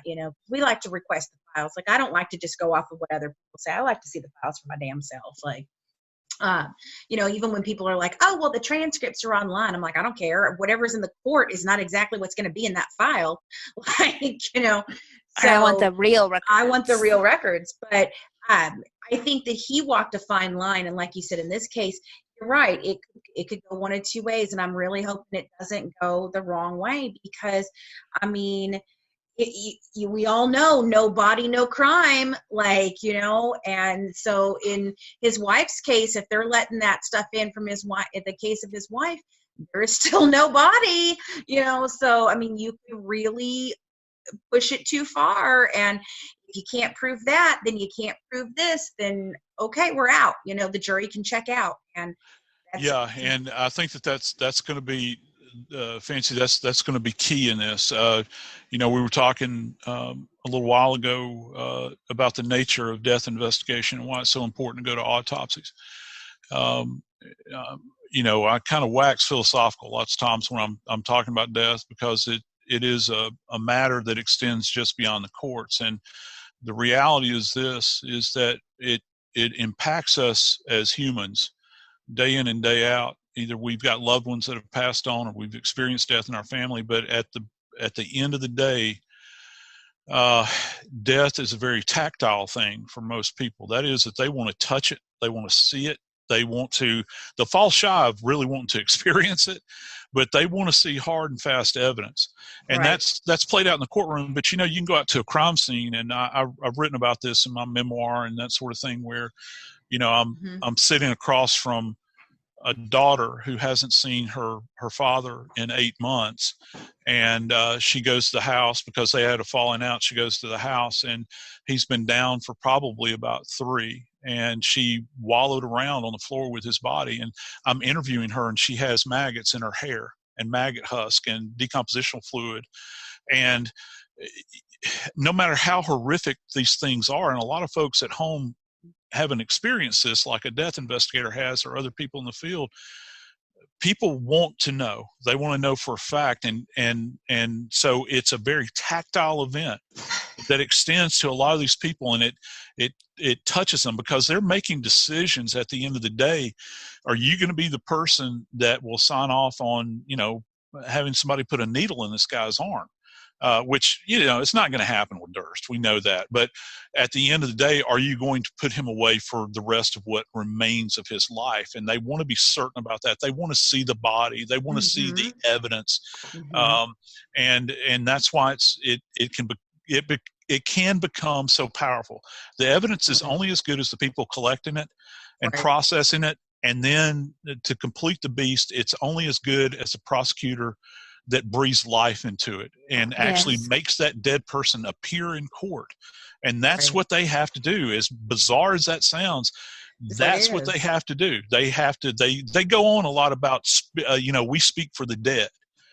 Well, in my estimation, they fall short many times because they fail many times. They don't study the evidence. They're not up to speed with modern forensic techniques many times. I've been, when I was with the ME in Atlanta, I'd be sitting across a table from some young ADA that had showed up 2 days before the trial was going to start, and he still has yet to read my report. And this is maybe a capital case that he's about to trial. And somebody that was, I remember one in particular was executed out in the middle of a junkyard. He said, "I didn't even know your file existed." And I was like, I'm with the ME. How can you not know that it didn't exist? And so he's got all of these questions at the last moment. It goes to being prepped. And at least send one of your investigators over and have them review the case and pass this on. But so many times they just don't take the time, and they'll say, "Well, we're overwhelmed with cases." Well, you might be, but you're talking about putting a person in prison for the rest of their life, or you're talking about letting a killer walk out free on the street. And we saw that with the Gypsy case. Gypsy. So, Gypsy, it's being labeled a Munchausen by proxy case, and there is elements of Munchausen by proxy in this, don't get me wrong. There's definitely evidence for it when she was a child. There's definitely evidence as it goes on later in life. She was very willing and complicit and enjoyed it and all kinds of different things. Well, when we got into it, we wanted to talk to experts. We wanted to make sure that we did everything. We wanted to see every document, every record that we could. And she signed off on that, was letting us have her medical records. And part of that is that we knew how to put it together for her, and we wanted to put it together as a comprehensive thing. And we had, that's how I found Colleen, was I was looking for nurses that would review the case and put it together in a way that I could understand, that Gypsy and her family could understand what had happened. Well, in this process, we ended up talking with, Munchausen by proxy experts, and one of them had been all over the TV, movies, documentaries, everything, and he kept saying his diagnosis was, this is one of the worst cases of child abuse. This is the worst case of Munchausen by proxy I've ever seen. He's an expert. I mean, an expert. And when I got to finally talk to him, I began to ask him about the case. He says, well, I've never talked to Gypsy, nor have I looked at her medical file. And I was like, my mouth dropped. I was like, excuse me, how are you sitting on panels and documentaries talking about it if you've never spoken to the woman or looked at her files? How on earth are you making a determination as this is a horrible, horrible case of child abuse? How do you know? Right. Well, right. I was in my nurse practitioner program when... Calling all night owls. When you've got the After Dark munchies, Amigos is here for you to satisfy your late night cravings. Put your hunger to bed with Amigos' new 8 to close specials. Only $5 for 2 crisp meat burritos, 2 cheesy burritos, or 1 of each, for those who can't decide. You heard right. 2 of our favorite late night sellers, crisp meats or cheesies, for just $5. Head to Amigos, where flavor never sleeps. At Baker's, we know the minute a tomato is picked off the vine, the fresh timer starts. The sooner we get our produce to you, the fresher it is. That's why we've completely overhauled our process to shorten the time from harvest to home for our tomatoes, strawberries, and salads. Because we know how much you love fresh produce, we give you more time to enjoy your tasty fruits and veggies at home. So whether you're shopping in-store, picking up, or prefer delivery, we're committed to bringing you the freshest produce possible. Baker's, fresh for everyone. I was brought on, and it was like, okay, well, here, look at these files. Here's 7,000 pages. And I read every single page, and I made a entire file document. I did several very long episodes for our podcast, going through a brief rendition of it, because people wanted to say how horrible of Munchausen by proxy it was. And as a child, yes, it was. And then we got people who are saying, oh, well, she's had 20 surgeries, but it was really not. It's only 2 because they were all the same, and that the meds she was on weren't serious meds. And it's like, we were really split, that half of it, Munchausen by proxy, and some serious meds that the doctors were complicit in this case. And then the other part was the malingering, because she was at a certain age, she began to participate in the fraud and not have as much medical things happen to her, but going and trying to get money from people, from organizations, going on trips to Disney, purposeful kind of things. And so it was really hard for people. I think one of the things that, and kind of let me back up a little bit and talk about this from my perspective. I've covered it quite a bit with various shows that I've been on and so forth. And it was primarily about the death of Gypsy's mom, particularly. I didn't do a deep dive into Gypsy's medical background, but it always struck me really interesting, kind of odd that, these pair, they were from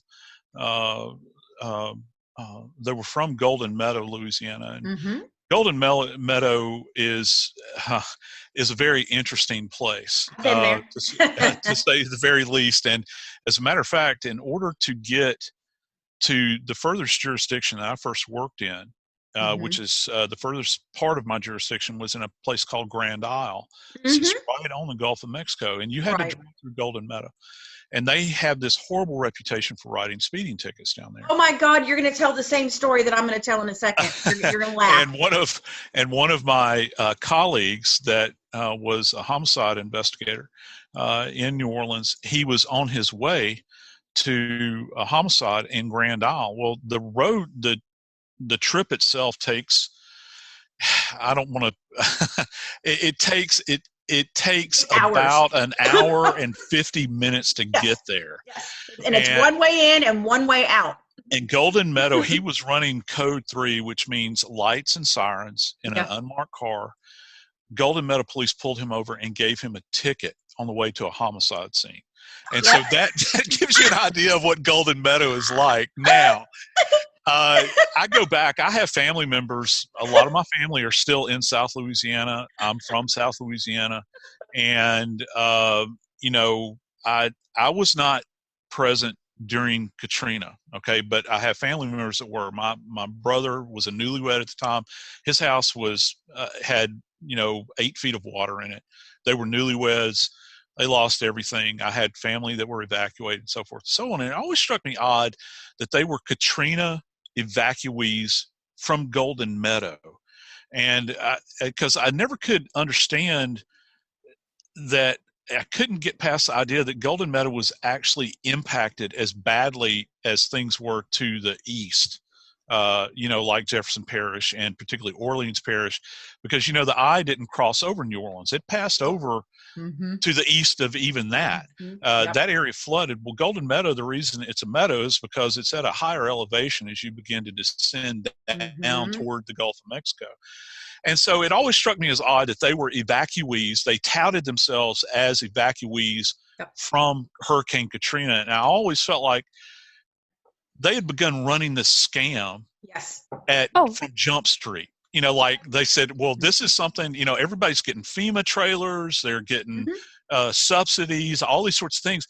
Well, buddy, we're going to go up north and we're going to light up in Springfield, Missouri, and just see, how long the banquet lasts. And boy, they wind up hitting the mother load. Well, you are saying you are so great, because people don't realize, they think about her being a Katrina survivor. First of all, yeah, you're right. It wasn't that way. I believe she had a go bag. I believe they knew what they were doing, and I think it was planned. I think they knew. I mean, hurricanes and those things, they go in patterns in that area. You know when a bigger one is coming. You just know. It's a 5-year pattern. They know when it's coming. It's not just every year. There's a cycle. And I think she knew it was coming. I think she was running her course there, because when they left, and they left for Gypsy was 15. Okay, she wasn't 10, she wasn't 5, she wasn't 6, she was 15.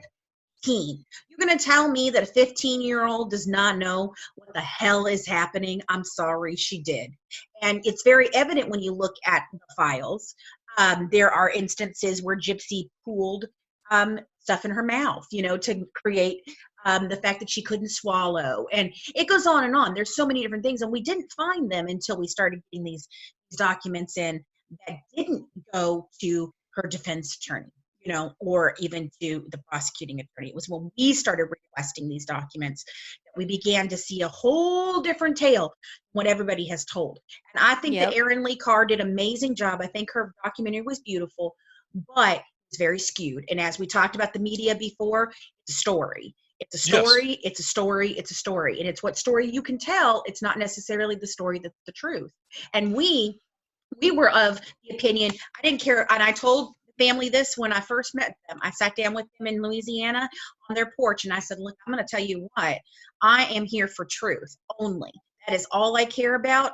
It is the good, the bad, the ugly. If you don't like something that I am coming out with, I'm very sorry. If it is the truth, it is the truth, it is the truth. And they were like, yes, yes. But I still think that they thought that they had me in a way, that they thought that we weren't going to find out. That they could control certain things. Well, I got to tell you, another thing that always kind of disturbed me about this case was Go to John. And the reason it disturbed me is that I think that probably nowadays it seems like you can't turn around without running into somebody that's familiar with autism, or my God, I love you. I love you. I love you right now. And so I'm I've watched the interviews with this guy and this sort of thing, and people that are in we'll say the helping professions, like therapists and all that sort of thing, will say, they'd love to use the term, well, he's on the spectrum. You always hear that. Well, he's on the spectrum. Well, that might be true, but he's very high functioning if he's on the spectrum, because he's able to engage. He makes eye contact, and the fact that he got on that damn bus and he rode so far, and he's having to interact and engage with the public, and 18 hours. And he's making plans. Like this, he's very high functioning if he is, in fact. And so I often wondered, when I'm thinking about this, exactly how involved was he? How much of an awareness did he have? Because after this occurs, they wind up having wild jungle love, all over the place in the midst of the brownies. Just going nuts. And so it just absolutely boggled my mind that they were trying to put up a defense of this fellow as being autistic. It was almost like it was a and I don't know if they were calling it autism or Asperger's or whatever they were calling it. And we went back and forth between the two. It's one of these things where they throw as much stuff at the wall as they possibly can. At the end of the day, her mother was not a nice person. No. Matter of fact, she was pretty damn horrible. She was a horrible person. And but at the end of the day, they planned and executed a butchering. And this woman was absolutely butchered. And then they had the presence of mind to go on the run at that point. Now, they didn't do it very well. Oh, God, no. And we've said that. We've said that. They purposed to execute this plan and to move forward with it. And so that gives you an idea that there's something going on at a higher level. She's not diminished enough physically where she couldn't facilitate this. She's not diminished enough physically so that she couldn't engage repeatedly in sexual activity with this young man. And he's certainly not diminished to the point where he couldn't butcher this woman in her own home, somebody that he didn't even know, and he shows up cold and does this. He did know, he was aware of her, but you know what I'm saying, right? This was planned and executed. Oh, it was amazingly planned and executed. And if I don't know how much you've seen, because there's what the public has access to, and then there's what we have access to. I've looked at 3,000 crime scene photos. I have looked at probably, I would say, in the hundreds of thousands of pieces of paper on medical on her. I've interviewed the entire family, and I'm going to tell you the story I was going to tell you about the speeding ticket real quick. It's funny. I sat down with Bobby Petrie. Now that's the cute one with the tattoos and everything. He's been on all the different shows and everything, and he is as sweet as the day is long. He is so funny, and he's straight shooter all the way. So we sat with him. Very interesting conversations we had with him. At the very end, I was going to go head into Golden Meadow from where I was. I was further up into what is that city that Christy lives in, and I can't think of it right now, but it was further up. And so he's like, okay, so now you're going to leave out of here and you're going to go down. He goes, now there's going to be a sign and it's going to come up on you real, real fast. He's like, you're going to go down and it's going to say 55. And he says, I'm going to tell you what, that is a firm 50. It was 50. I'm sorry. That is a firm 50. That ain't 51. That ain't 52. That is a firm 50. And if you don't double tap your brakes and almost screech to a damn halt, you are going to get a ticket. I promise you. And I was like, okay. Nail you. Yeah. So I was laughing. I usually started slowing down by the time I got to La Rose or Cut Off, those areas in there. That's where it was. Cut Off is what because one of the problems was I never could tell where one ended and one began. Right. But if you ever saw those if you ever saw those lights in your window, I always felt sorry for those other jurisdictions, because I'm thinking, Golden Meadow is kind of tightened the tap down to the point where they can't get anybody to speed. Right. so they're going to be diminished. But yeah, they're very serious about it. And this is the interesting thing. They were living maybe not at the end of the world, but you can see it from there. And that is exactly what my friend told me. She goes, you're going to cut off? I said, yeah. She goes, that's the end of the world. Yeah. And I was like, it's not that bad. But anyway, when we actually slid past that sign, I did, and I hit my brakes real hard, and we looked over, and damned if there wasn't a guy sitting right there, and I just tipped my, hello, and he tipped his little thing at me, and I was like, okay, thank you, Bobby, for saving me from having a really bad day, I always wonder. funny. I've always wondered about Golden Meadow, if if you don't, with all of the traffic enforcement they do, I really wonder if other crimes are being investigated around there. If you can go there and you just commit a burglary anytime you want to. Apparently you can, you can commit thousands and thousands of dollars of welfare exactly, fraud. Because our boys are out on the road keeping it safe for everybody that's passing through. That's right. But we do. We love you to death. I'm absolutely in love with having a conversation with you. I could talk to you for hours and hours and hours. But yeah, that case, let me tell you, those pictures are brutal. I mean, they are brutal. And that is the thing for me. That was one of the things that sunk me on him for the very beginning. Like, there are these women that just think he's the sweetest, kindest. And Gypsy I said, have you seen the photos, ma'am? You've seen them? Because nobody who is sweet and kind goes in there and kills a person they do not know in that manner. I'm sorry. It just does not happen. All right. He is sadistic as hell. And then we've seen emails that he sends to women after this while he's in prison, and they are creepy as fuck. I mean, it is terrible. And I can only imagine, because you only see that kind of thin film of these individuals that's put out in the media. Right. And if people could see kind of the almost animalistic behavior that goes on behind the scenes, and the things that these guys get involved in and that were previously involved with that don't come to light, in the midst of their trials per se, because it's not allowed into trial and that sort of thing. There's a completely different narrative at that point in time. And that's when, you as an investigator, and I'm kind of putting this in a personal context. My family used to complain when my girls were little. They would complain about how heavy-handed I was when we would go out in public or do these sorts of things, because I was hypersensitive to it, and I would tell them, all the time, we'd never let them go to the bathroom by themselves, or, don't stray too far from us, because there's monsters everywhere. Right. And it's not necessarily the best way to live your life, but when you really realize that there are evil people that are out there and that occupy the space, the rest of the world just kind of walks around oblivious to it. Yeah. And I think that true crime, what you guys are doing and what is being done in the media now, I think that people are probably more aware of it than they've ever been aware of it. That I agree. These little cases that would otherwise have never shown up on the national radar are now showing up. You look at things like Delphi, and that is at the end of the world. I mean, it's just like, in the sense, like we were talking about how Golden Meadow is. Delphi is a fine place, but you don't go there on purpose. You wind up there.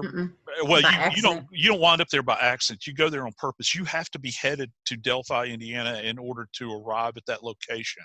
Sure. And it's a fine little slice of Americana. And you wouldn't think that something as evil, and trust me, it was truly evil, that occurred there, could occur there. And it's not in some big city, where people walk around, you're afraid of dark shadows and alleys and all those sorts of things. This is in Norman Rockwell like environment that this brutality took place. And so it really, the rattle and hum of true crime and the awareness that it has now, I think hopefully it's not just going to be totally salacious, but it's going to actually make people aware of how many scary people there are in the world, because you can't walk around with rose-colored glasses. This is a different world that we live in now than our grandparents occupied. And there was evil back then, but not the way we have it today. It's not even the evil that I was encountering. And I worked a number of serial homicides back during my career. That I can't take its measure now today. It seems like it has increased exponentially. Yeah, exactly. Now, so Delphi, I mean, that was one of the cases I wanted to talk about with you, was Delphi. Hold on, I'm sorry. That's okay.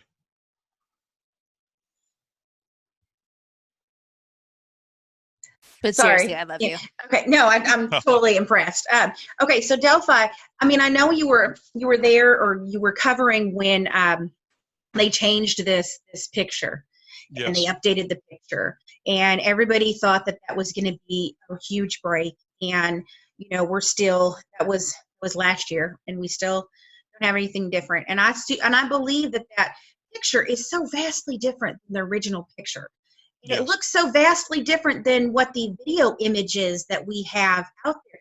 So what do you think is happening there? I mean, is it the picture of the other person? Is it something different that we just aren't seeing in the public? Like, what is your opinion?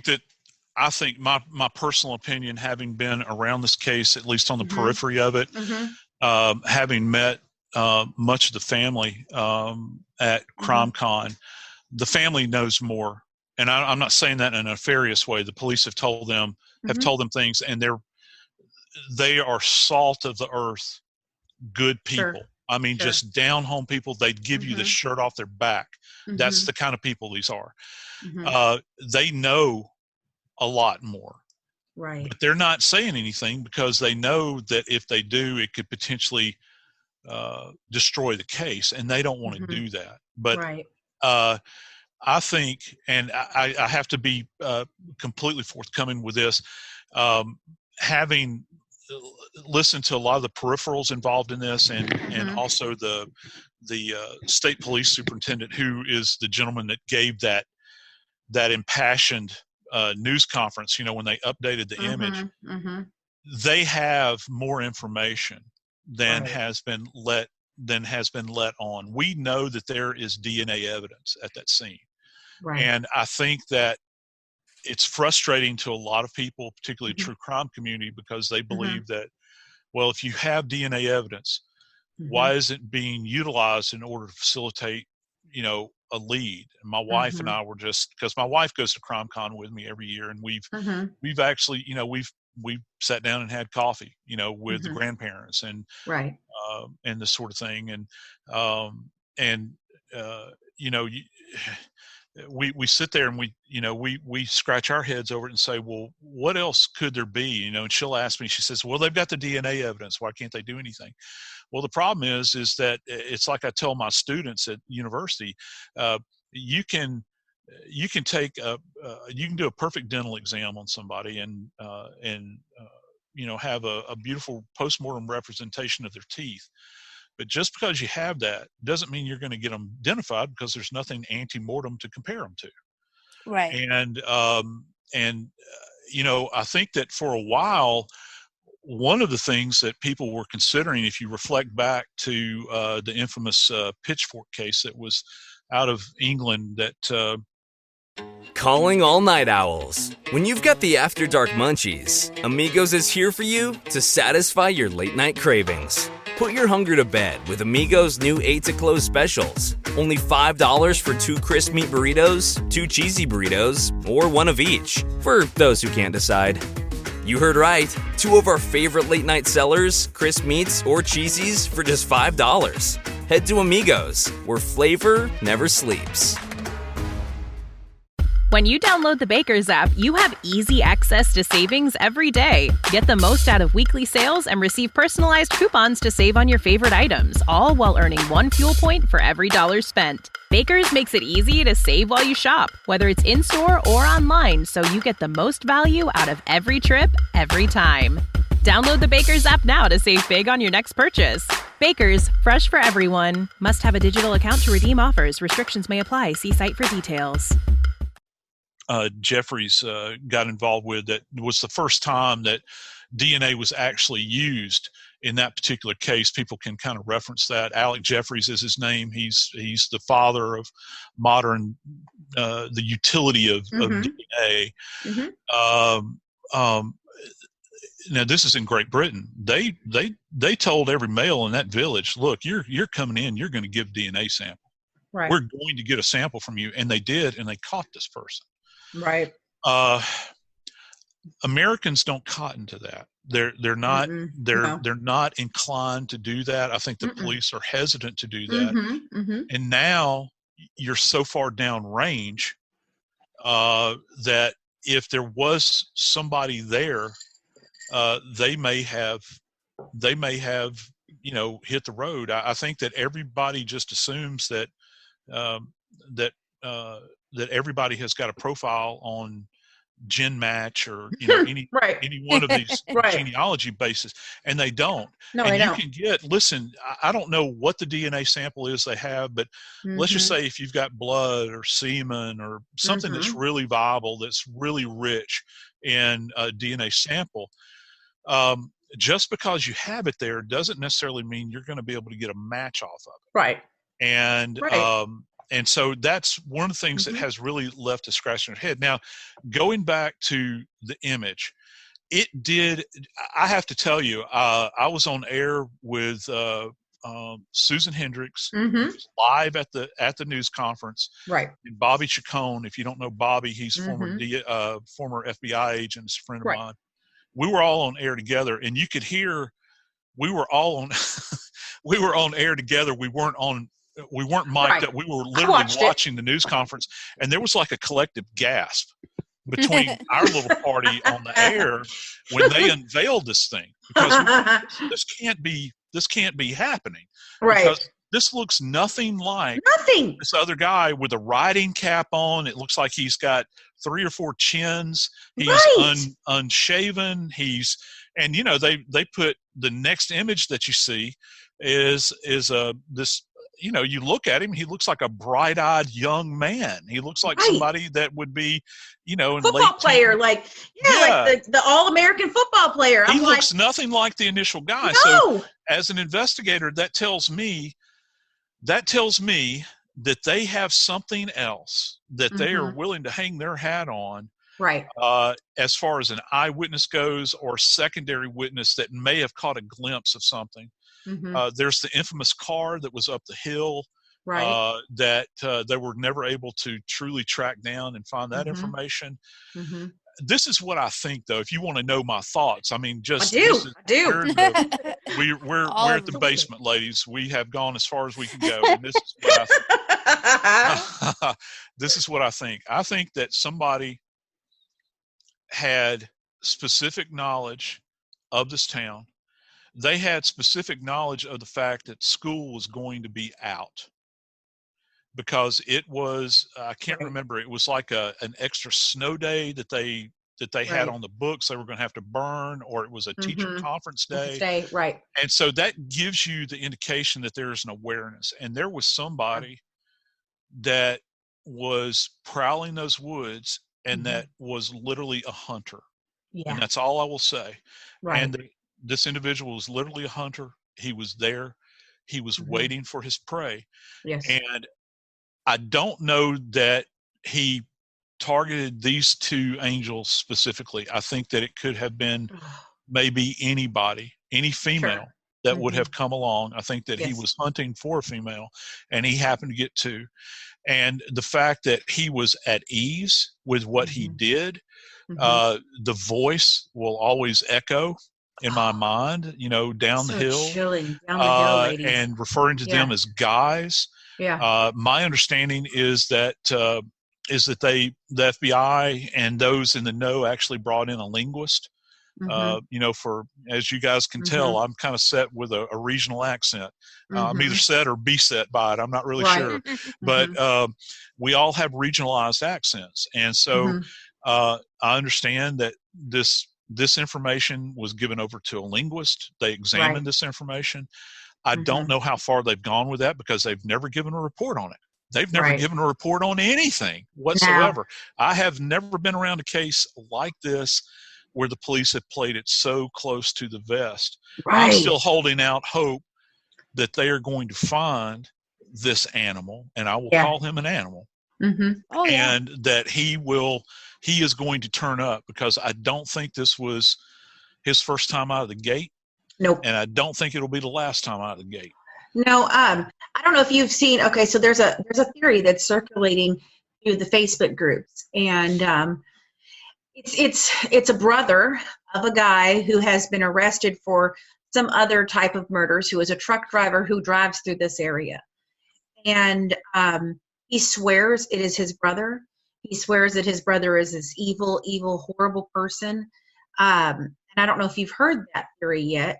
But it's very interesting, to say the least. And he has looked at it. I mean, he is very adamant that it is his brother.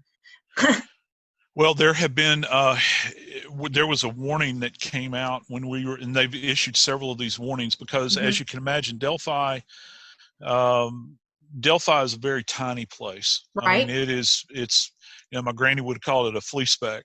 It's a very tiny locale, and I like tiny. I like small country towns. But the one thing about being in a small country town is everybody knows your business. Everybody knows who lives there. Everybody knows who goes to church there. And if you walk into the local cafe or the diner, people are going to look at you. They're going to say, especially if they don't know you. Why are they there? Why are they here? Right. And that's part of living in a small town. You got to get used to it. So I always have suspected that the person has familiarity, but there has been this kind of, there's this kind of cancer that runs through this whole thing because people are so frustrated with it. It got to a point where you had multiple people that were pointing fingers at other people in the community, suggesting that it was definitely this person. And so they've had to back off of that, because, this is a little town. They're protective of their own. I think that the police were actually at one point in time, they're afraid that this thing could escalate to the point where they're lighting torches and getting the pitchforks out. Right. And they're going to take after somebody. Right. Yeah, Vigilante exactly. justice. Yeah, because, the town knows what happened to these girls. They know what occurred in this place that's, and listen, out there and at the scene, it's beautiful. I mean, it's a beautiful, that railroad track though is scary as hell. It is, I think it's 4 stories above the ground. I don't know about y'all. I wouldn't be out there on it. I was in the Army and I had a chance to go to airborne school. I didn't do it. It's not my cup of tea. God, no. It's just, I don't live that way. I just don't. But, people egress across this thing all the time, and it's very scary. And they would have an awareness of it, and it's very bucolic. You go out there in the beautiful trees. There's and there's maples out there and this sort of thing. And there wouldn't have been at this point in time, because I think it was February. Am I correct? I think it was February. Obviously, there are no leaves on the trees out there. But it was an unseasonably warm day for that time of year in that part of Indiana.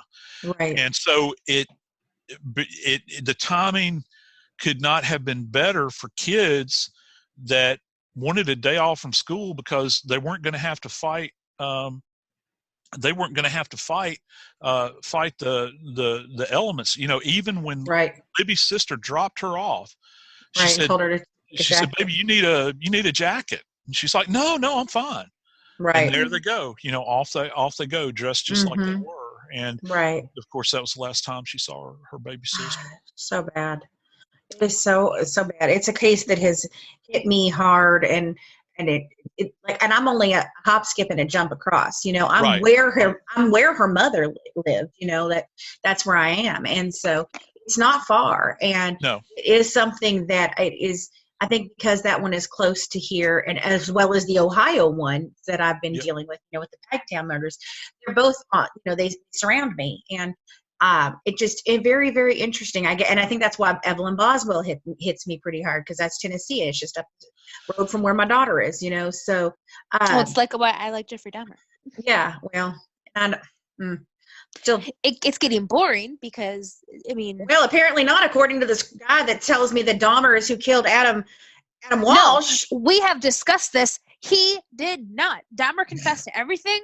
He was willing to tell everything. He had nothing to hide. I have a crazy person in my inbox that has shown me all kinds of evidence that Dahmer was the killer of Walsh, and that Joe Matthews is a liar. And I'm like, oh my God, who are you and why did you come in my inbox? Like, yeah, interestingly enough, when I was a very young investigator, they brought Otis Toole to my jurisdiction, and they brought him there. It was, I think there's a Netflix documentary about this specific thing right now. Yes, and, yes. He was a murderer. He's stone cold murderer. Right. Him and Henry both. But Otis was also.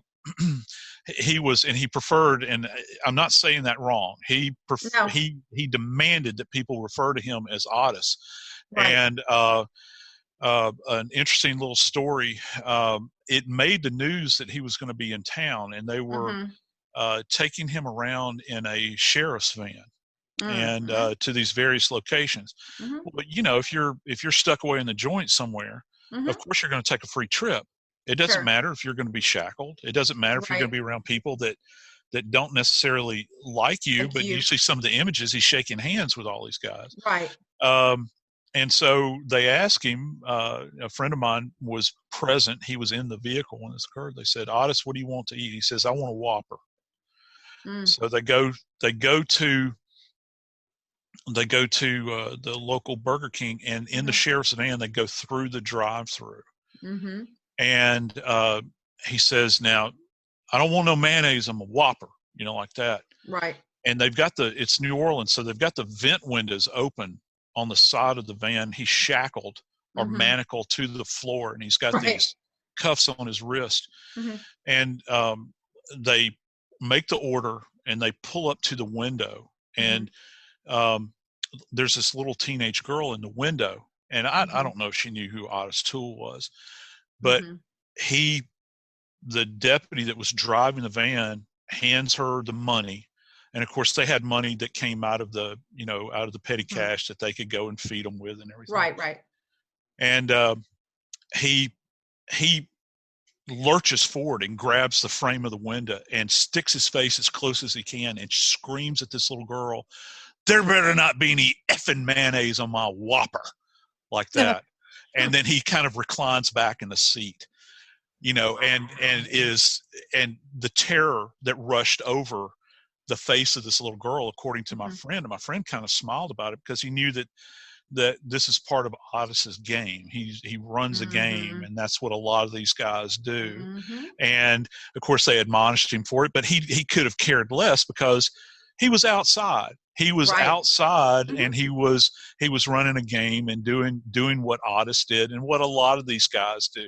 Right. And so, I talk about that because they connect him with Adam Walsh as well. If I had a nickel for everybody that had been connected to Adam Walsh's death, I think that some people would, that would swear that Lee Harvey Oswald came back from the dead and tried to because it's always, there's always something, and that's the kind of that's the side of true crime and podcasts that comes along with this. People begin to make these connections, and I'm not saying they're not valid, because I guess in certain cases they very well could be. Some of the best information we have arises in many cases not from the detective work and the investigative work that our people do, but many times it rises up out of what the public offers up, and we encourage that. But you kind of have to, separate grain of salt from the chaff. Well, this guy is convinced that it was Dahmer. He's convinced it wasn't Otis. And you know, I said when he first approached me, I said, "Well, okay, I'm willing to hear what you have to say. Like, I'm not convinced. I don't care whether it was Otis or not. I mean, that's just what. If you look at all the evidence inside of Joe Matthews' book, you definitely are going to think it's Otis. Okay, so I'm only going by that." And he insulted me first by saying, "Well, he tried to listen to my podcast about it. He goes, well, this lady sounds like she's only listened to she's only read a book." And then I go, "Well, that lady happens to be me. So, okay." He goes, "because I can't listen to this." And I'm like, "Well, all right, that's fine. That happens to be me. So thank you for that." And then I was going on with him. Well, he's convinced because apparently he was one of the 4 people that identified Dahmer at the scene, and at the mall. And he swears up and down, and he's got all this stuff that he wants me to look at, and it's like down a rabbit hole you would go. I mean, he's very adamant about it, and it's strange as all hell, let me tell you. And he constantly, like, he'll overwhelm the hell out of me. It's like he'll message me, and it's like 95 messages in a row, and I'm like, I am busy. Like, I am in the middle of whatever I'm doing. I'm a very busy person, And he's like, "Did you look at all that?" I'm like, "Sir, I do not have time for that right now. No, I have not." Like, you need to give him the phone number to the criminal investigation division at the police department. Well, he's already done all that. He's already done all that, and he sued Joe Matthews supposedly, and to hear him tell it, sir. Oh my God, it's just on and on and on and on and on and on. I'm like, well, all right, well, that's what you think. I mean, that's your tale, and I'm sitting on mine. I mean, okay. I mean, but that it leads this book was very, very convincing. If it wasn't, it is. It's very convincing. It harkens back to when I was actually on Midday, and with Vinnie Politan, who's now with Court TV. Vinnie was the host of a program on HLN at that point in time, and I didn't get ambushed, but Vinnie threw out a question to me that particular day, where he said, "So while I got you here," we were talking about another case, and he said, "While I got you here, what do you think about this book that's just debuted today, The Most Dangerous Animal of All?" Oh. And I was like, "Oh, wow, really?" I said, "Well, tell me more about it." And he's telling me all about this, and this guy has all this information and everything, and if they've waited until, I think it was Doubleday, I'm not really sure, so forgive me, Doubleday, if it's not you, but they had waited to this moment in time to release this information, and you can see my response on my YouTube channel to this. I was furious because the idea was that he claimed that he had all of this physical information, this physical evidence that is going to be a specific tieback vis-a-vis DNA and all these sorts of things, and of course it turned out to be absolutely nothing. And my perspective as a former medical legal death investigator, I've sat on countless numbers of sofas in living rooms with mamas and daddies who are weeping bitter tears. Yes.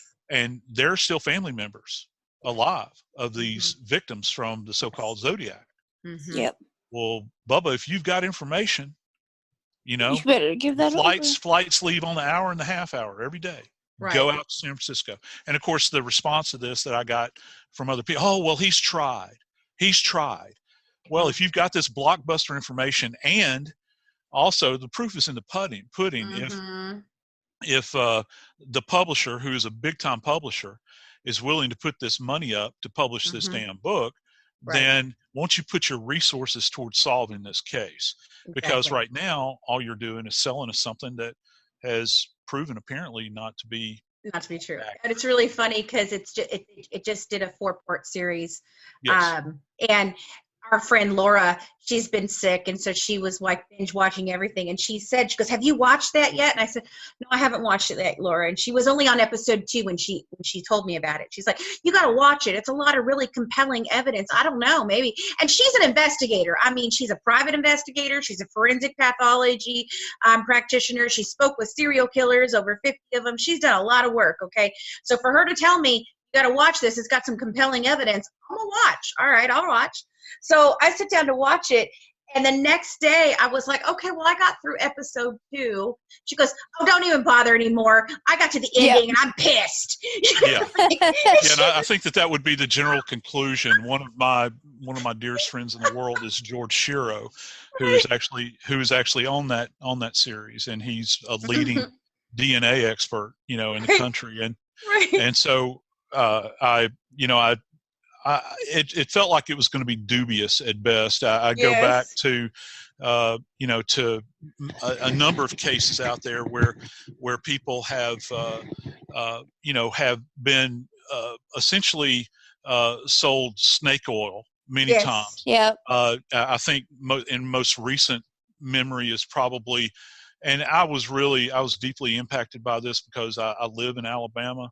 And the Natalie Holloway case, and we're covering that. The travesty of this thing that Oxygen put out, which was a real dog and pony show. And when you're a father like Natalie's daddy, he's willing to do just about anything to solve this. And my question, because I was covering this on the news, my question was, well, they're saying that the remains that they have been tested.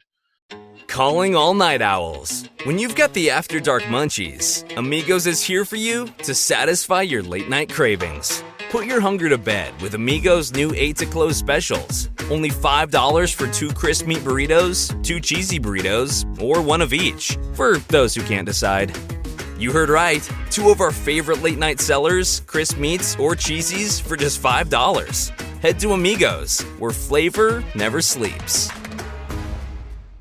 Hello and welcome to The Baker's Show. At Baker's, everyone wins when it comes to saving big. Because when you order online through the Baker's app, you get the same great prices, deals, and rewards on pickup or delivery that you do in-store, with no hidden fees or markups. So no matter how you shop, you'll always save big at Baker's. Baker's, fresh for everyone. Save big on your favorites with the Buy 5 or More, Save $1 each sale. Simply buy 5 or more participating items and save $1 each with your card. Baker's, fresh for everyone.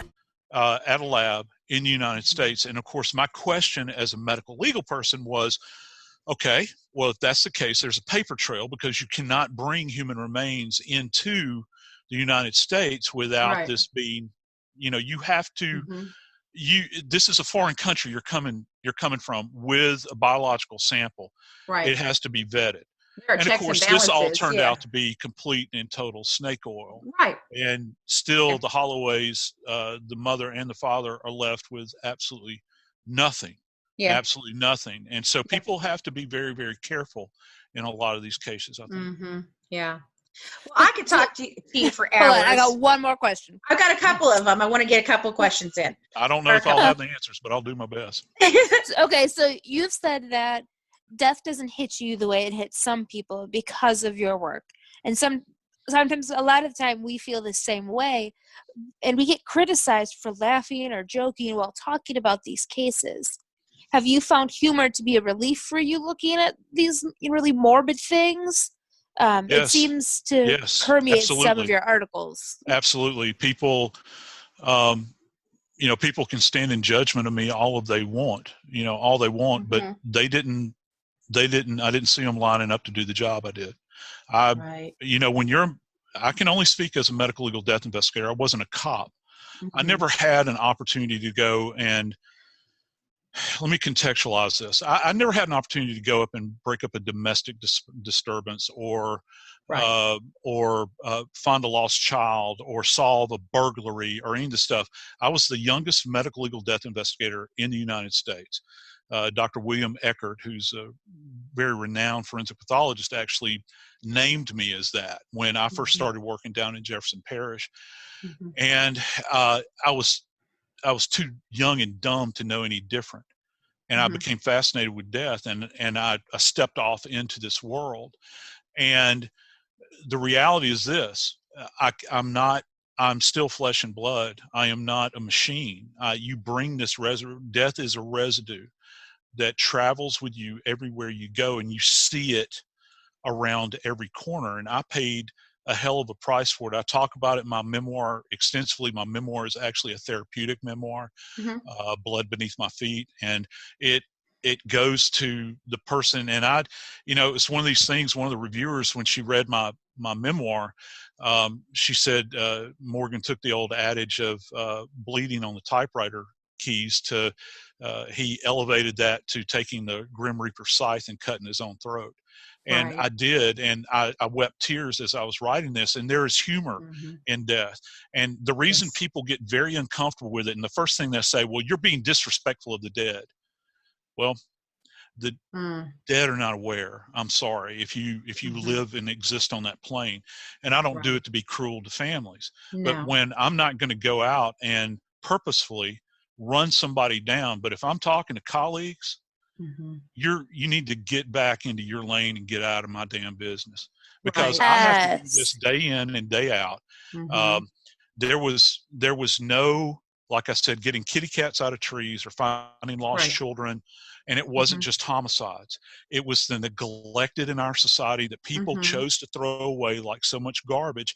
And I was the only one there, myself and my colleagues, and there's still people right now as we're talking that are working these cases all around the country that people will never hear about. They're crawling under crawl spaces in houses, digging out decomposed bodies. They've got maggots that are crawling all over them. There's flies literally coming, and as horrible as this is, that come off of the bodies and light on their bodies, and they bear that. You cannot get past that. So you have to be able to, there's nobody else out there that can identify with what people in my field do. It's a unique animal. And so, we have various ways that we have to deal with it. If not, we'd wind up going into complete meltdown. And people that say that you shouldn't deal with things with dark humor and morbid humor and all these sorts of things are not practitioners. They're not people that have kind of tasted the salt in the tears of the families, I think, that haven't been face to face with it day after day. When the last time I left the medical examiner in Atlanta was in the back of an ambulance. And for 8 months, 8 to 9 months, I'd have been experiencing what I thought was a heart attack. I went to the hospital on 3 separate occasions. And it turned out that what I was having was reoccurrent panic attacks. And by the time it was all said and done, I was a quivering pile of mush. I had spent 20 years going head to head with death, thinking that I could best death, and you can't best death. You can't escape that. It leaves something with you, and you can't shut yourself down to the point where you have no more humanity left. I have a family, I have children, and I want to still be a daddy. I still want to be a husband, and I want to be tender and kind and caring. And at some point in time, something's got to give. And with me, it did give finally. And I thank God that it did. The county actually sent me to a psychiatrist. And I'm very open about this. I talk about it to groups, and because it's something that's real. She sent me to a psychiatrist, and she was a lady that was from India originally and had done her psychiatric residency at the height of the Vietnam War. And she said, at the time, she said, and this is before the term PTSD had as much cachet as it does now. And she said, you're the worst case of PTSD I've seen since my residency. And all I could do was vibrate. My wife had to take care of me. They sedated me, left me in bed for days on end. And still I couldn't go out. I'd had classic agoraphobia. I couldn't go to places like Walmart. Not that you really want to go there anyway, but I couldn't go to even places like Walmart, because everywhere I looked, I thought somebody was going to kill me, or I thought that a shelf was going to fall on me. As ridiculous as that sounds, but that's the way it kind of invades your life, and it permeates everything you do. I'm thankful. I'm very thankful, very, very thankful that I have an opportunity now to actually be a cautionary tale to my students. Yes. That, when they come to me and they've been lured in by the TV shows, and they've been lured in by everything they've heard and seen, they think it's really cool. It is cool. Science is fantastic. I am a scientist by trade. I love science. But there is that humanity. And this is kind of what I tell my kids. I say, listen, as investigators, the worst question, let's start off with the best. The best questions you can ask are who, what, when, where, and how. Never ask why. Right. Because why will drive you to madness. And after you've seen a succession, you catch, like, for 4 shifts in a row. I had one of my colleagues, for instance, she would sit in her car before she came upstairs into the investigative area. I was a senior investigator by then, and I would watch her. You could see she would get to work early, almost 20 minutes early. How many people actually get to work 20 minutes early? And it wasn't to come into work. It was to sit in her car and weep. And she would grab hold of her steering wheel and just cry. And she would come in, and her eyes were swollen. And finally, one night, we were working midnights together, and I told her, I won't name her, I said, you gotta tell me what's going on. And she said,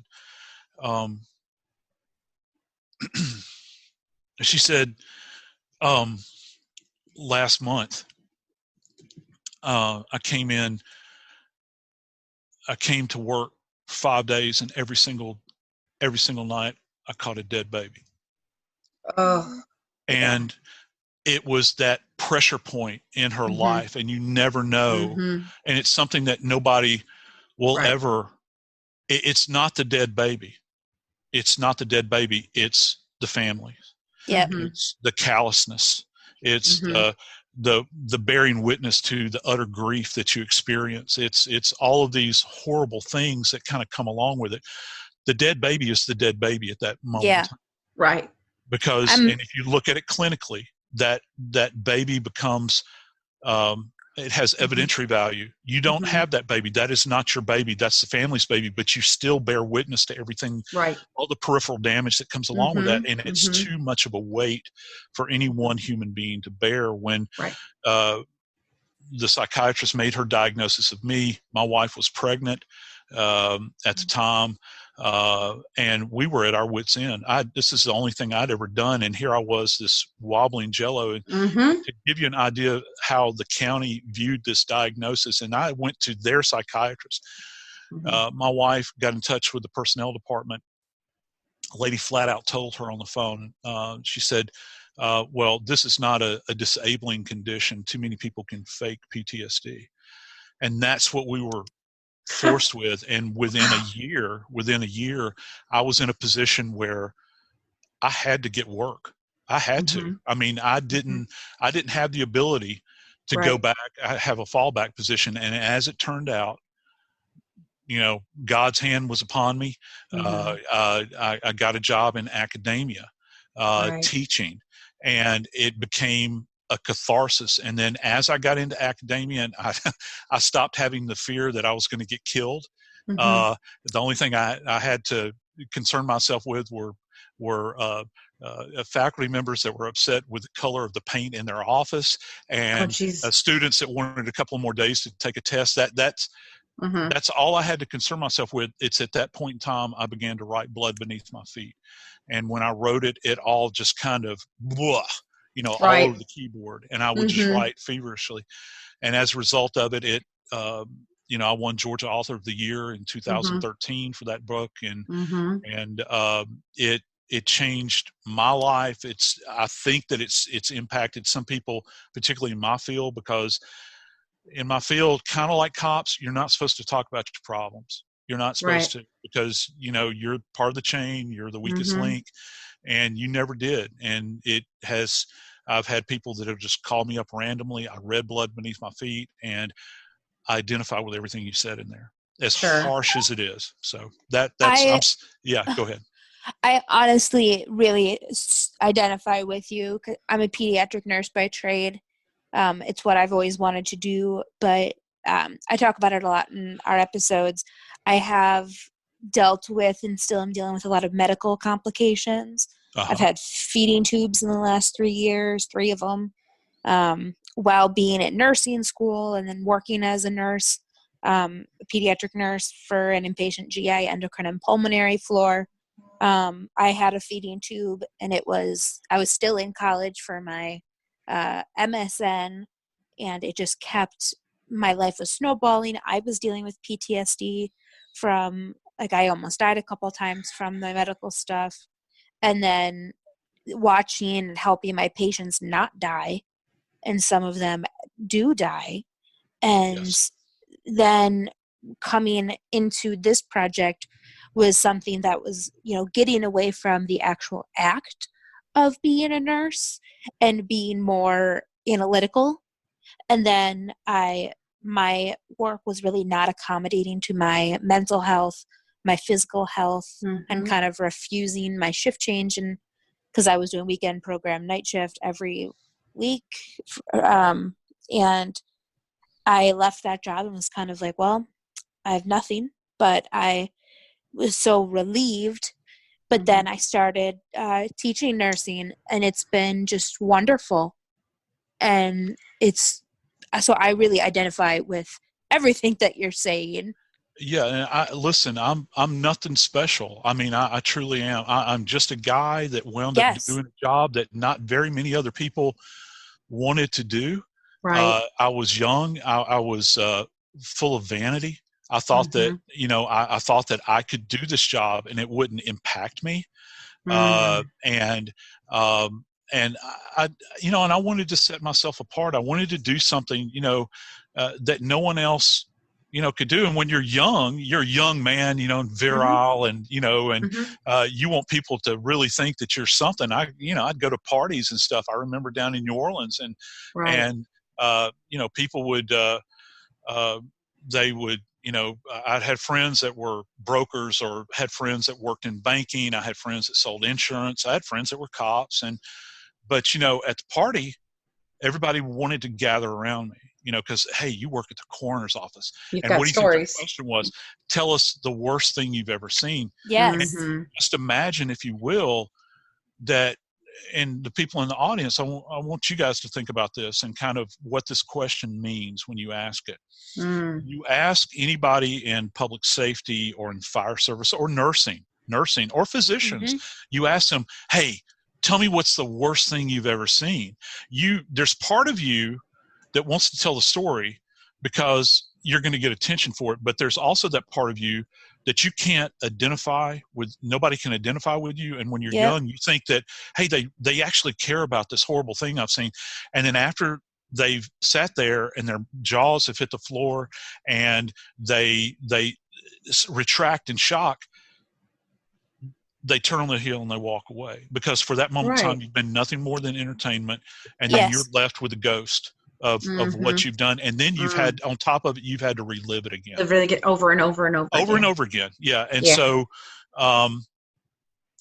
nobody asked me, what's the best thing that ever happened to you, as a death investigator. It's always the worst you see. Yeah, what's the worst?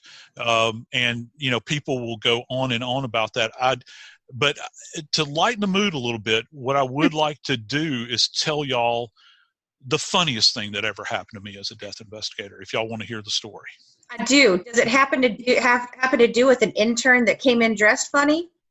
No, I got to know about that. Okay, so before you tell the funniest story, I read the story that you told about an undergraduate student. You were in charge of at Tulane, and she was doing an internship in the medical examiner's office in Atlanta over the phone. She was rather impressive when she showed up. Over the phone, and her resume was very impressive. Yeah. So when she showed up, you were rather shocked by what she was wearing and had to send her home to change. And I'm going to let you tell it from here, because I'm sure you're going to do a better job of recounting it than I will. My question is, at the end, if she did she return? And if she did, what was she like? And did she end up being a good fit? Okay. Yeah, I'll tell you the story.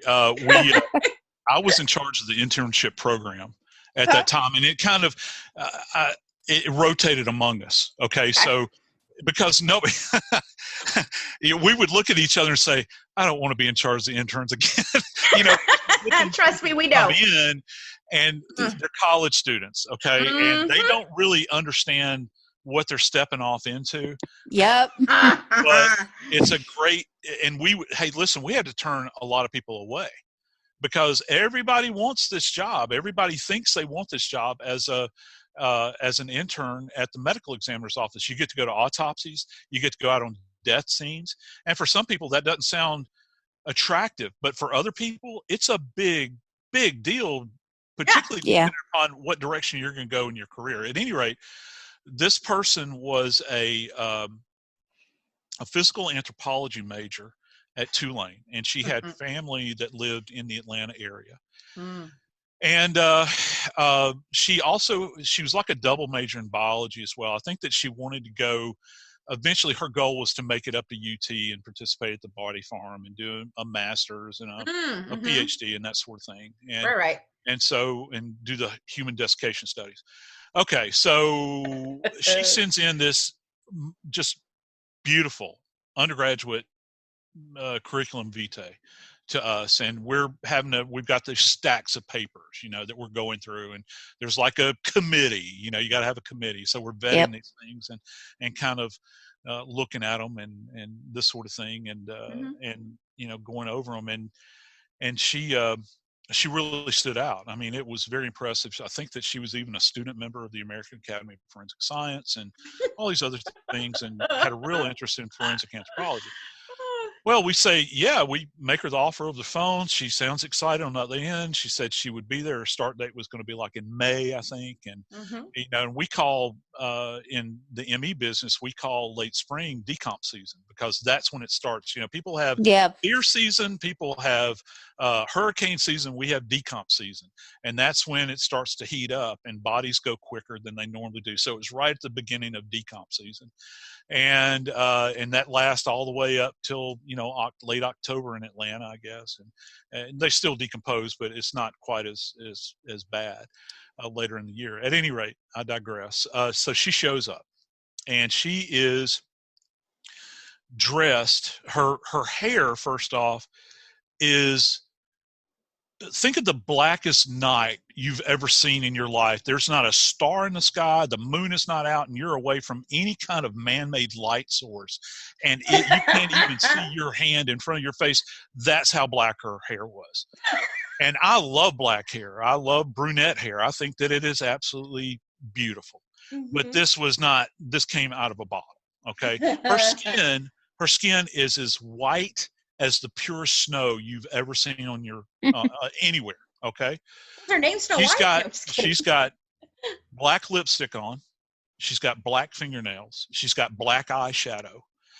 She's wearing if I remember correctly, she had on like a necklace that either had a skull or pentagram on it. She's wearing these boots that lace up to the point where they're just beneath the level of the knee, and they're stacked like 3 inches high. They look like something that a member of KISS would wear. And and she's got the whole gamut on, Right. And the first thing when she comes walking in, here we are, we're all standing around anxious to meet her. And it's like we're drinking, we're like drinking soda pop or, having coffee, and she's approaching us, and she says, "Hi, I'm so-and-so." And we were like shocked, it's like we couldn't believe what we were seeing. And then she proceeds to thank us by telling us at that moment in time that she actually speaks to the dead. And one of our oldest investigators at the time, he's now passed on, I'll never forget as long as I live, he looked at her, and he did not suffer fools. And he looked at her and he said, "Let me tell you something. When you download the Baker's app, you have easy access to savings every day. Get the most out of weekly sales and receive personalized coupons to save on your favorite items, all while earning 1 fuel point for every $1 spent. Baker's makes it easy to save while you shop, whether it's in-store or online, so you get the most value out of every trip, every time. Download the Baker's app now to save big on your next purchase. Baker's, fresh for everyone. Must have a digital account to redeem offers. Restrictions may apply. See site for details. At Baker's, we know the minute a tomato is picked, the fresh timer starts. The sooner we get our produce to you, the fresher it is. That's why we've shortened the time from harvest to home for our tasty tomatoes, strawberries, and salads. So no matter how you shop, you have more time with your fresh produce. Baker's, fresh for everyone. We've locked in low prices to help you save big store-wide. Look for the locked-in low prices tags and enjoy extra savings throughout the store. Baker's, fresh for everyone. You ain't going to talk to the families and certainly dress like that. You are to go home immediately. And when you come back, you are to have on a pair of boots that don't have a heel on them. You're to have on khaki pants, preferably chinos, a polo shirt, and you are to wear a belt buckle that doesn't have the mark of the beast on it or whatever the hell she had on it. You were to get that off of your face, the black makeup, and those nails are not to be black. Because, and after she left, this guy has seen a lot of death in his life. Yeah. He's saying, okay, because one of our jobs that a lot of people don't realize, you think on TV that it's always the cops, it's generally us that go out and make notifications. I made over 2,000 in-person notifications over my career. Right. And so all of us do it. In particularly in big cities, cops don't have time to do this. And so he's saying, can you imagine her dressed up? And he referred to it as a rig. He said, can you imagine her showing up in that rig at some family's house? They're going to think the Grim Reaper showed up. Right. Honest to God. And so, did you bring the murderer with you? Yeah, exactly. Are we going to be like sacrificing a child in the backyard or something? Right. Good Lord. Yeah. And so I can't say that she would not have been my selection upon further review. I had better interns, but she did abide by the rules, which I was surprised because I just assumed that anybody that dressed like that on first appearance would be the uber rebel. And it turned out that she was kind of a mouse in an elephant's outfit. And but she was very uncomfortable in her new skin. If you take my meaning. Yeah. All right, so tell us the funniest. Now the funniest. That's pretty funny. I think probably the same article where you read that. You've read this story too. Yes, I did. I know what you're going for. And I'll preface it by saying that New Orleans, out of all southern cities, is probably the most Catholic city in the South by far. It's this one little concentration of Catholics down in that area, and 72% of the population. You drive by in front of anybody's house, and they've got the Blessed Heart of Jesus Christ in the little hut by the front steps, and they got the Blessed Virgin in the other little hut by the front steps.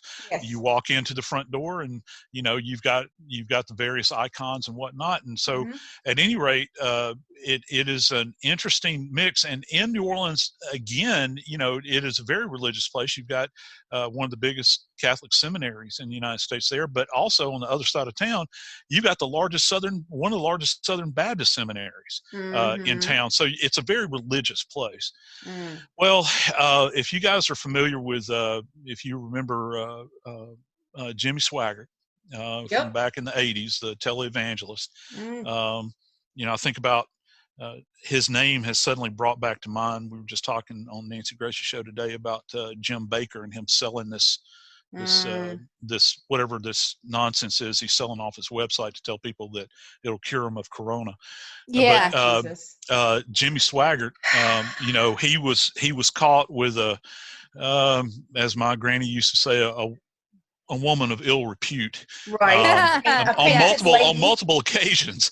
Right. And where this occurred, there's a strip that runs through Jefferson Parish. It's called Airline Highway, and Airline Highway is notorious. There were all these little, what they refer to as no-tell motels that had, you could rent the rooms by an hour, and they just went on and on forever. And it's also the haunt of somebody that's kind of rooted in the mythology of the JFK assassination, and that's Carlos Marcello.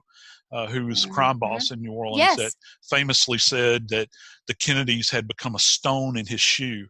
He's the one that got dropped off in Guatemala by Bobby Kennedy's, put on a plane and flown down there. We interviewed somebody regarding that whole thing. And so that's the kind of location this was. And there's all kinds, it's wrapped in mythology down there. Well, I got a call out to one of these no-tell motels, and I think it was the Texas Motel, if I'm not mistaken. It's probably not there anymore. And it's where the ladies would turn their trade, and they would, the Johns would pick them up, and they'd have a room that's already set up. Most of the time, the Johns would pay for the room. They'd rent it for an hour or whatever it was, and then they'd take the young lady to the room, and they'd do what they went there to do. Well, this gal is, going at it with this particular John, and all of a sudden, he begins to turn. His face begins to turn purple, and he starts to spit up, and he becomes, in her words, he began, well, I'm not going to say what she said, but he began passing gas, essentially, and he defecated everywhere. This is a condition, and Colleen, I know you're going to be familiar with what I'm talking about. He's in congestive failure. He's got eggplant head from the nipple line up, and when I say that, it looks the color of an eggplant, and it's an unofficial term in medicine, but it's used. Purple. Yeah, very, very purple. And so, and his eyes are bulging out and all this sort of thing. Yes. And he goes into congestive failure and dies. And of course, immediately, she hops up off of this guy. I like to politely say disengages. And she goes naked as a jaybird. I think she might have grabbed a sheet. I can't really remember. And she goes running down. They're on the first floor. She goes running down toward the office screaming. Well, she's... Poor woman's terrified. I'm sure she's got a pimp that probably beats hell out of her and takes all her money, and she's drug addicted. And I get called out. The ambulance didn't even roll on this thing. Well, they rolled, but then they left. And so the body's still in the room, and sure enough, he's dead as Julius Caesar. He's there in bed, and he's still cyanotic. He's still purple, and face is all swollen and everything. And he's got a rotund belly, and he's an older gentleman. Yeah.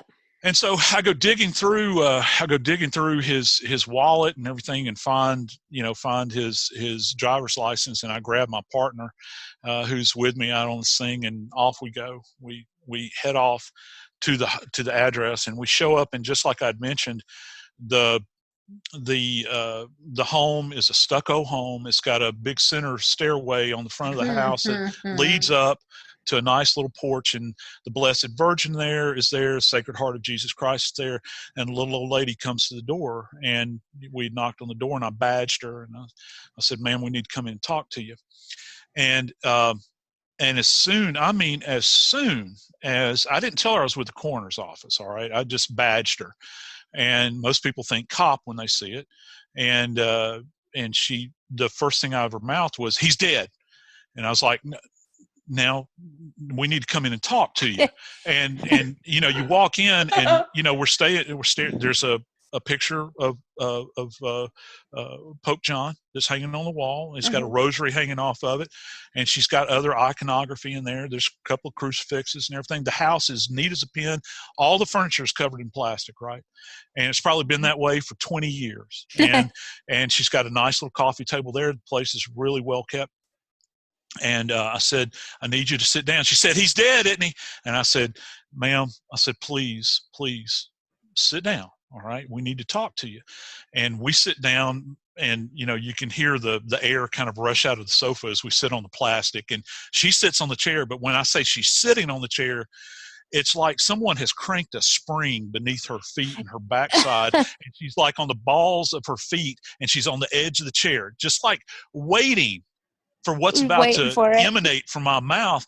And I say, "Ma'am, are you the wife of," and I named this fellow. She says, "Yes." And I said, "Well, ma'am, I hate to tell you, your husband has passed away." And immediately, it's like she had 50 pounds of dynamite beneath her rear end. She shot up straight off this thing, and she starts dancing the jig around this room. And then all of a sudden, she stops mid-dance, and she twirls, and she looks at us, and she says, "He was with a whore, wasn't he?"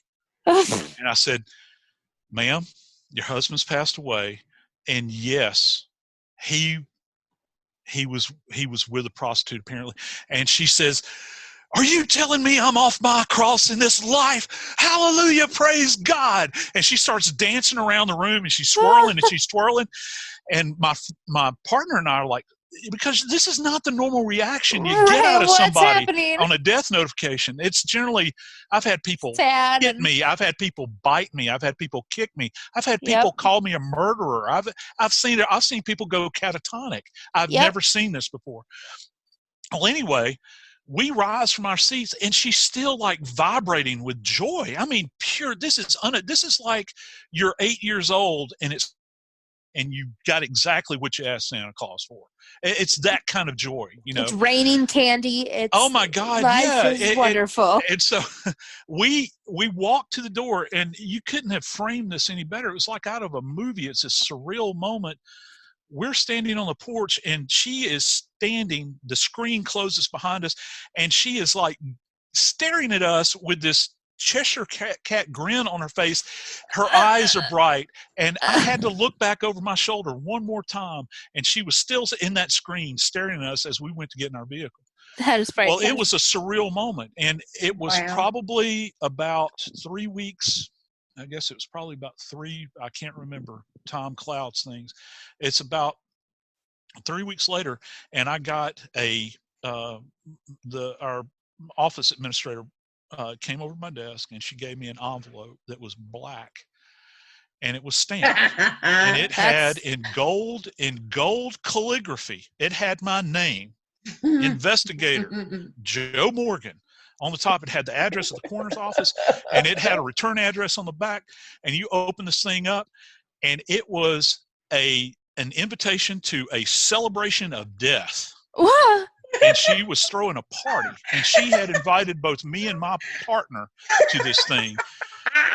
And I just kind of froze. And, you know, he actually contemplated for a moment.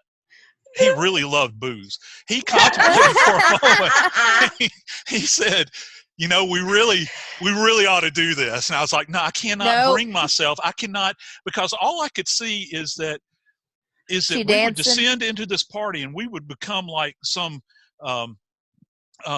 kind of gods at some kind of Polynesian luau, where she would be throwing orchids at our feet, and they'd be dancing around with us, you know, around the fire or something. And they'd be worshiping us because we let her off of her cross in this life. And I have never in my life delivered joy like that in the midst of such horrific circumstances. That's hilarious. That is perfect. Oh my God, that is wonderful. And see, that's why we laugh, guys. Like, that's why. I mean, because things like this actually happen to those of us that yes, they do. You know, yeah, they do. Yeah, you know, and I think, like you said earlier, we have to laugh, because I don't think I could have made it through the last year without fucking laughing. Like, my last year was really bleak, and we're sitting here in the middle of a pandemic, and I'm going, well, it ain't as bad as last year right now, okay? Because it was a bleak year, and laughing and getting through it, you know. But I think they also forget how many tears we cry and how many nights we lay awake thinking about these cases that haunt us, and that, you know, that stay with you in whatever walk you're in, you know. And I think that's amazing. That is something that you can leave us with, is that laugh, you know. That's such a good thing. And I feel I love that woman. Like, I'm so happy for her. Like, can you imagine for her to be that joyful? Like, what kind of shitty guy was he that he? Well, all I could think of was I could think about with this poor woman. Now, I don't know what kind of wife she was. I don't know how she treated him as a partner, but I can only imagine, just from a clinical standpoint, what kind of diseases he brought home to this woman. Yes. You know, over the course of their marriage. And, you know, she's obviously a very devout woman. This is not the type of woman that's going to rush out and get an attorney and divorce this man. So she was literally shackled in this moment, and that's the way she had probably planned on living the rest of her life. I really hope that she took the trip of a lifetime. I could had visions of her sailing around the world, or at least to Cancun, or something, you know, and drinking a big drink with a huge straw and a big chunk of pineapple hanging out of it. Amen. Like, yeah, exactly. Like, I hope that her life, got incredibly better, because obviously to feel that way when you there's were walking, something going on. there's something terrible going on in that, So, but I want to thank you so much for being here with us tonight. This has been amazing. I can't even begin to thank you enough. When I started reaching out to certain people to ask for interviews, I never thought that I would speak to the people that we've got to speak to. And we are so eternally grateful for getting a chance to talk. It's been my with pleasure. you. I like to tell my story, because I got to tell you, you've only got a certain amount of time on this earth. And I tell all of your listeners this, I would leave this with you. It doesn't matter who you are. You don't have to have been a death investigator or done anything else like that's kind of like what I did. Everybody's got a story to tell. That's right. Everybody has a story to tell, and I urge everybody. I don't write like I should as much now, because I do so much other stuff. But if you have a story to tell, write it down. Somebody wants to hear it. Somebody wants to see it. Somebody wants to, and you never know whose life you're going to touch with it. Right. Well, and you've definitely touched ours. Oh, yes, well, and I hope we get to talk to you again. Oh, we would absolutely. love to. Yeah, sure. And we would love to really talk with anybody who we've got tons of stories to tell. Yeah. And it's honestly just been an honor to talk to you. Oh, well, thank you. Oh, well, that's very kind of y'all. I appreciate that. And it's been an honor to talk to y'all. Well, we thank you too. There's definitely some cases that I definitely want to sit down and do a longer conversation about, because sure, there are a few that I think we could really get into with you. So yeah, and again, I'm more than willing to dig into these with y'all. Yeah. Just the only thing I ask is that you guys keep my university in mind. It's yes. Jacksonville State University. It's in Jacksonville, Alabama. And we actually have an undergraduate degree in forensic investigations. We're one of the oldest programs in the nation. We started back way before it was popular on television. Matter of fact, I think our first students came through in 1974. And so we've got a long lineage of it. All of our instructors are either current or previous practitioners.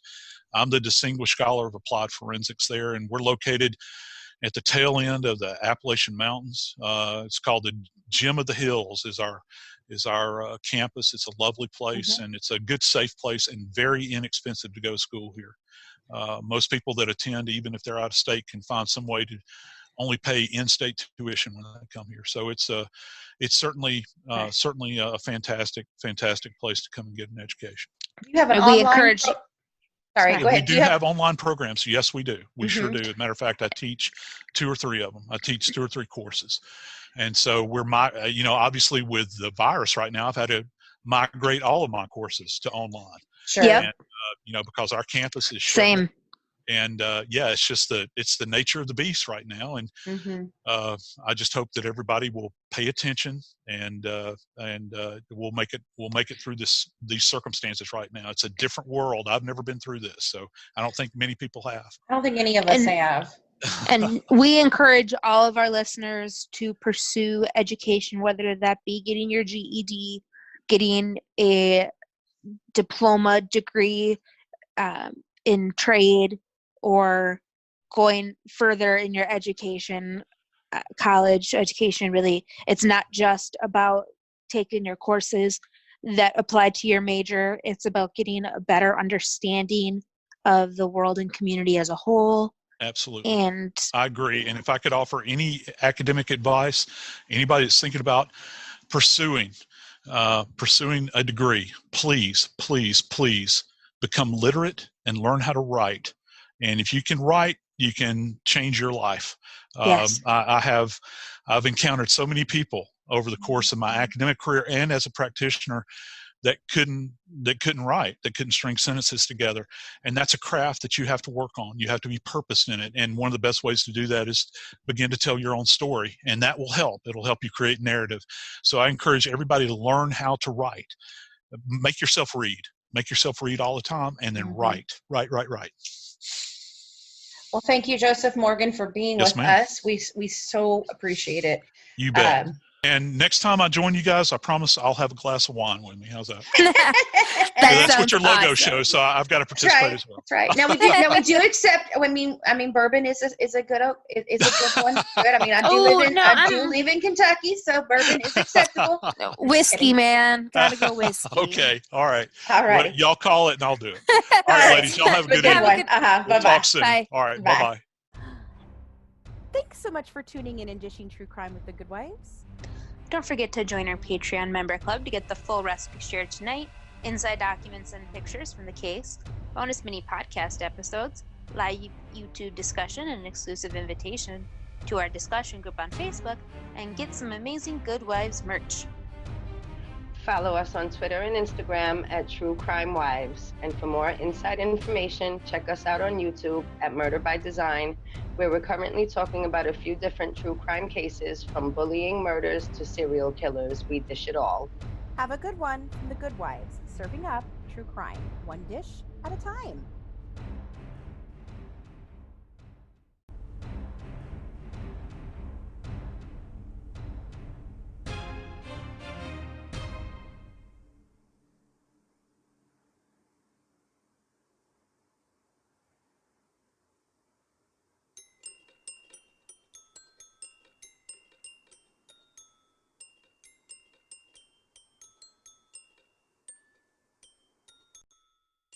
Hello and welcome to The Baker's Show. At Baker's, everyone wins when it comes to saving big. Because when you order online through the Baker's app, you get the same great prices, deals, and rewards on pickup or delivery that you do in-store, with no hidden fees or markups. So no matter how you shop, you'll always save big at Baker's. Baker's, fresh for everyone. Save big on your favorites with the Buy 5 or More, Save $1 each sale. Simply buy 5 or more participating items and save $1 each with your card. Baker's, fresh for everyone.